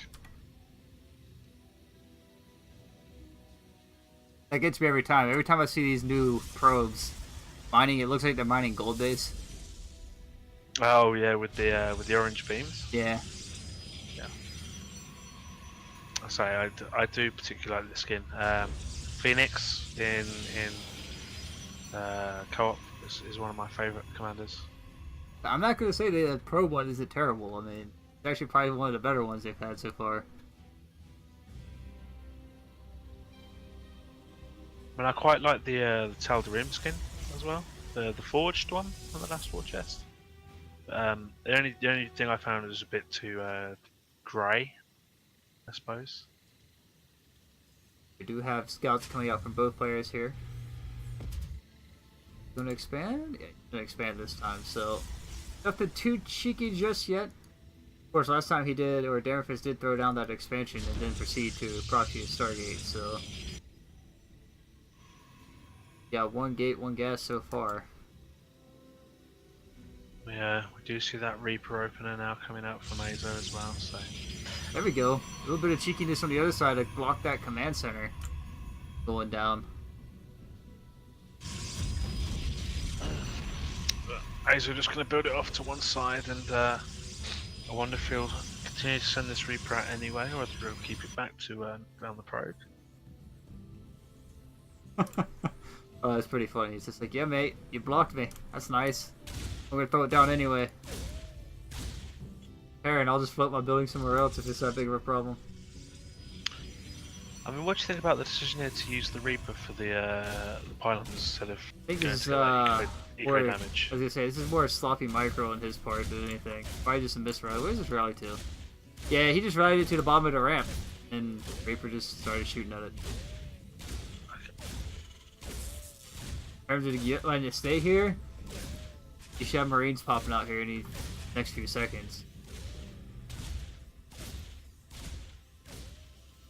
Yeah, I mean the thing is, obviously that's quite a bit of delay on that Reaper there now, so Protoss is going to have more than ample time to get that Stalker out and deny any possible eco damage. But we got Cyclones coming out. I will say one thing between, like, with a lot of players is they like to follow build orders. It's something I kind of just not that big of a fan of seeing all the time. Because you get fall into this cycle, like, especially in these best of threes where you just play the same exact build order throughout. And your opponent can eventually catch on to that, so it's like, I don't know, I just feel like if you change it up and try something different.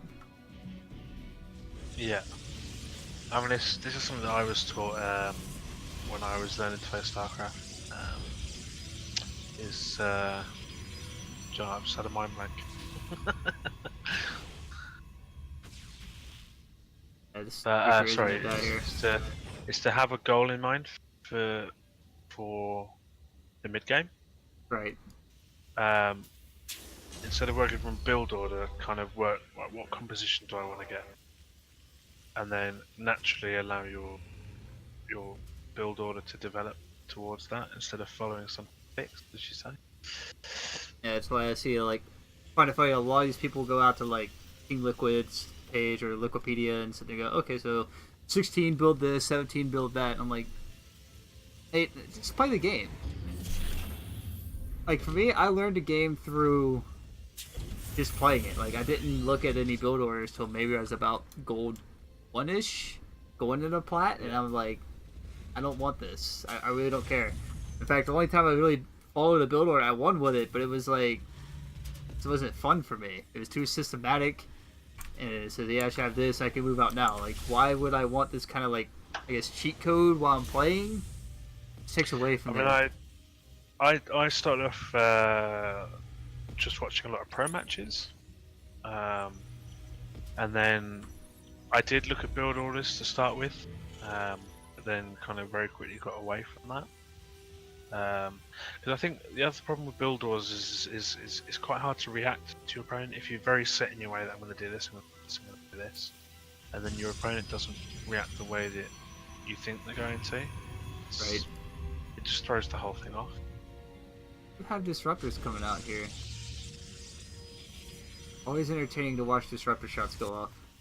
Like, I mean, granted, when you do fall into that system of, like, building the same exact thing based on matchup or so, like, for Zerg, it's a bad habit, and they've already figured it out, but I'm a big fan of 2-1-1. I just feel that 2-1-1 is such a good standard build to use against a Zerg that in the end, like, it's all or nothing nowadays, but of course, that's generally how I play. If you shut down my drops as a Zerg, good job. You pretty much just stopped me right there.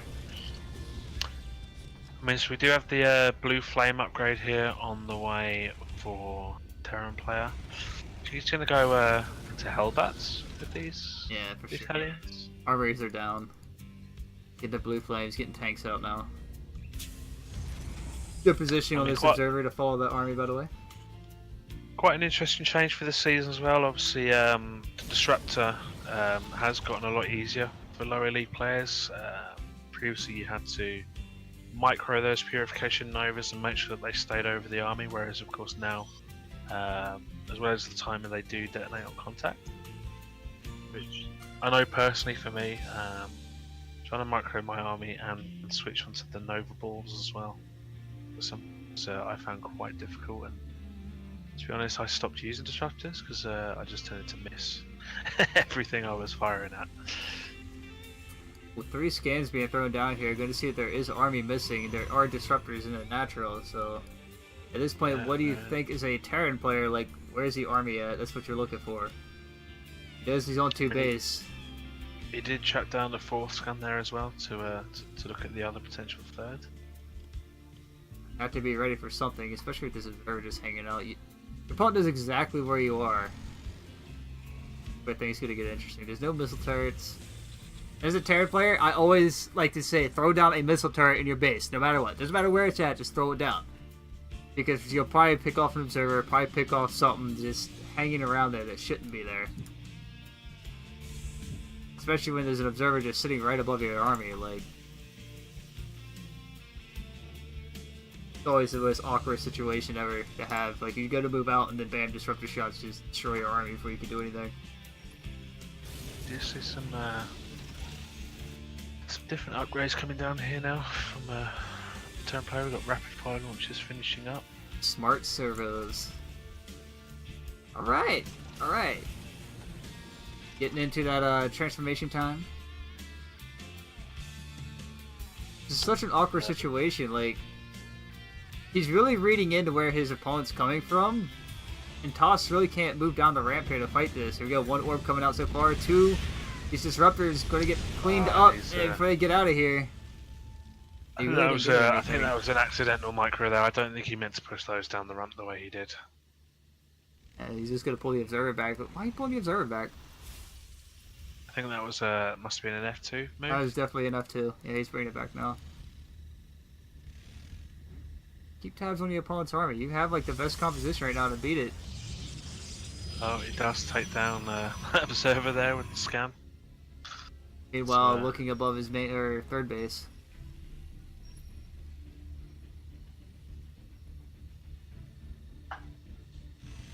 +1/+1 finishing up now for the Protoss player. We do have Blink on the way as well, and that disruptor production is still underway, even with the 2nd robot going down. Do you think we could see even more of these disruptors, or think you could be transitioning to maybe some immortals to form a backbone for this army? He doesn't have the immortal backbone. That's something he does need. I would like to see a little bit more harassment out of both these players. I mean, they both had the potential for it right now. Looks like he is just going to come out. His charge done.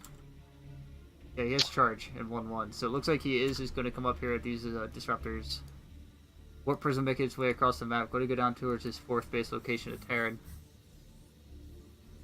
See that should get taken out pretty quick.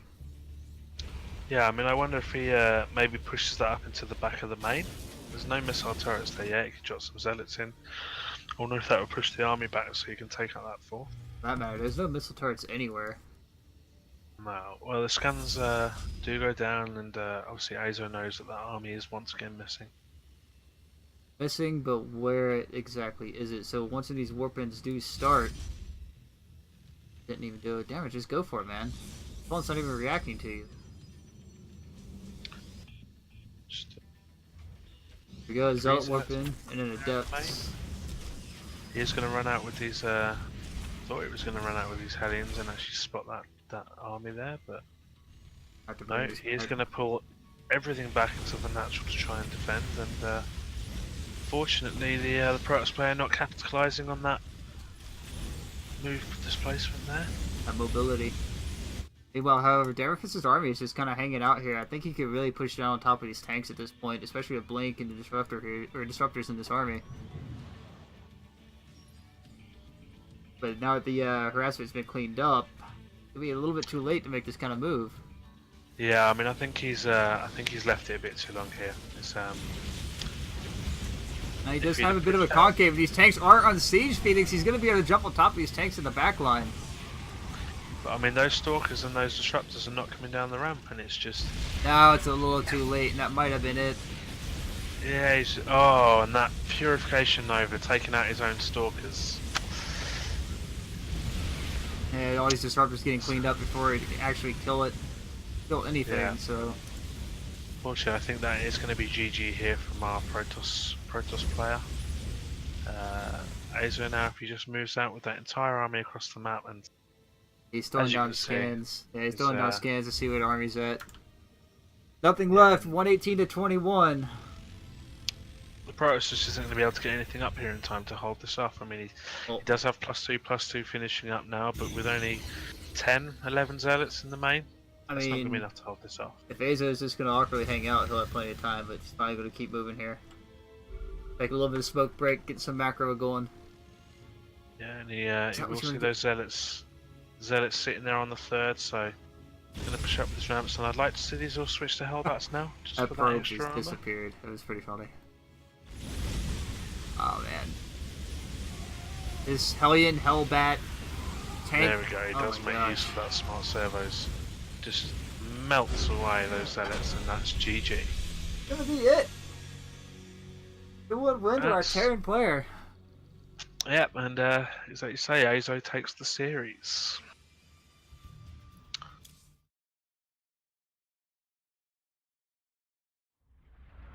Very good series there. Well done to both players. So far, we really haven't seen Terran do any kind of really cheeky strats. All been very No. standard play out of Terran players.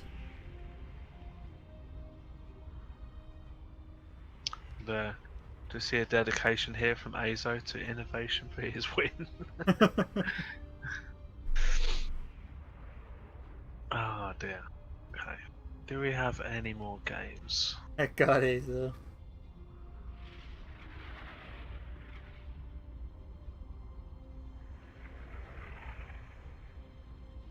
I think unless you've got any more, that'll probably be it for today. Like the next game that I have on the clock or down is against Cyan versus Nikos. That isn't until 7 p.m. tomorrow, so I think that is gonna be it for today, Phoenix. Okay. Well, thank you very much, Magi, for co-hosting with me today. No problem. Thanks for having me, and thanks for the offer. Yep, that'll be all for today, guys. Just, obviously, check back in here. Hey, Post. want to do a quick sellout on your stream if you have one? Guys, mine's twitch.tv/Magi Shiro if you want to check that out. Phoenix, if you have your own stream, mate, I don't know if you do or not. Yeah, mine is twitch.tv/Phoenix SC2. So feel free to check those out, guys. And with that, it's good games all around. I mean, so far, Season 1 has shown some of these players are just either going to get straight out slaughtered and a matchup is Plat versus Silver. But when we do have equal-based matchups like Plat versus Plat, it's been a pretty solid game from both sides. Yeah, I mean it's obviously that first early series that we did see start of the stream was obviously a bit one-sided, Black versus Silver, but beyond that, the games did seem to become a lot more balanced. Obviously, some more equal matchups, even between the gold and the platinum players. So that was good to see. I mean, I do have hopes to see some like bronze level matches, to be honest, because I do miss those days of seeing like two players that don't really know what they're doing, kind of awkwardly trying to look at something online while they play, and then they say, you know what, screw it, we're just gonna build stuff. Because down in bronze days, it was just who has more stuff wins, not necessarily there's these timing attacks that come out. So Yeah. I do want to see some of those awkward games where it's like bronze versus bronze or silver versus the bronze. Just trying to think if we've had there have been some bronze games, though, and that one ended in 0-2. I'd like to see, say, a bronze versus bronze. I think that would be interesting.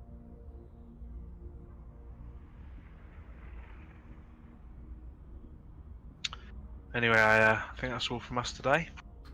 That's about all I got. Guys, again, if you enjoyed what you saw, please hit that follow. Support the JSL. Help us grow. Get your buddies in on it. If you guys wish to play, please feel free to sign up. The Discord should be down in the chat channel. Or in the channel somewhere. I'm going to go ahead and... Phoenix, it's been an honor. Good night, guys.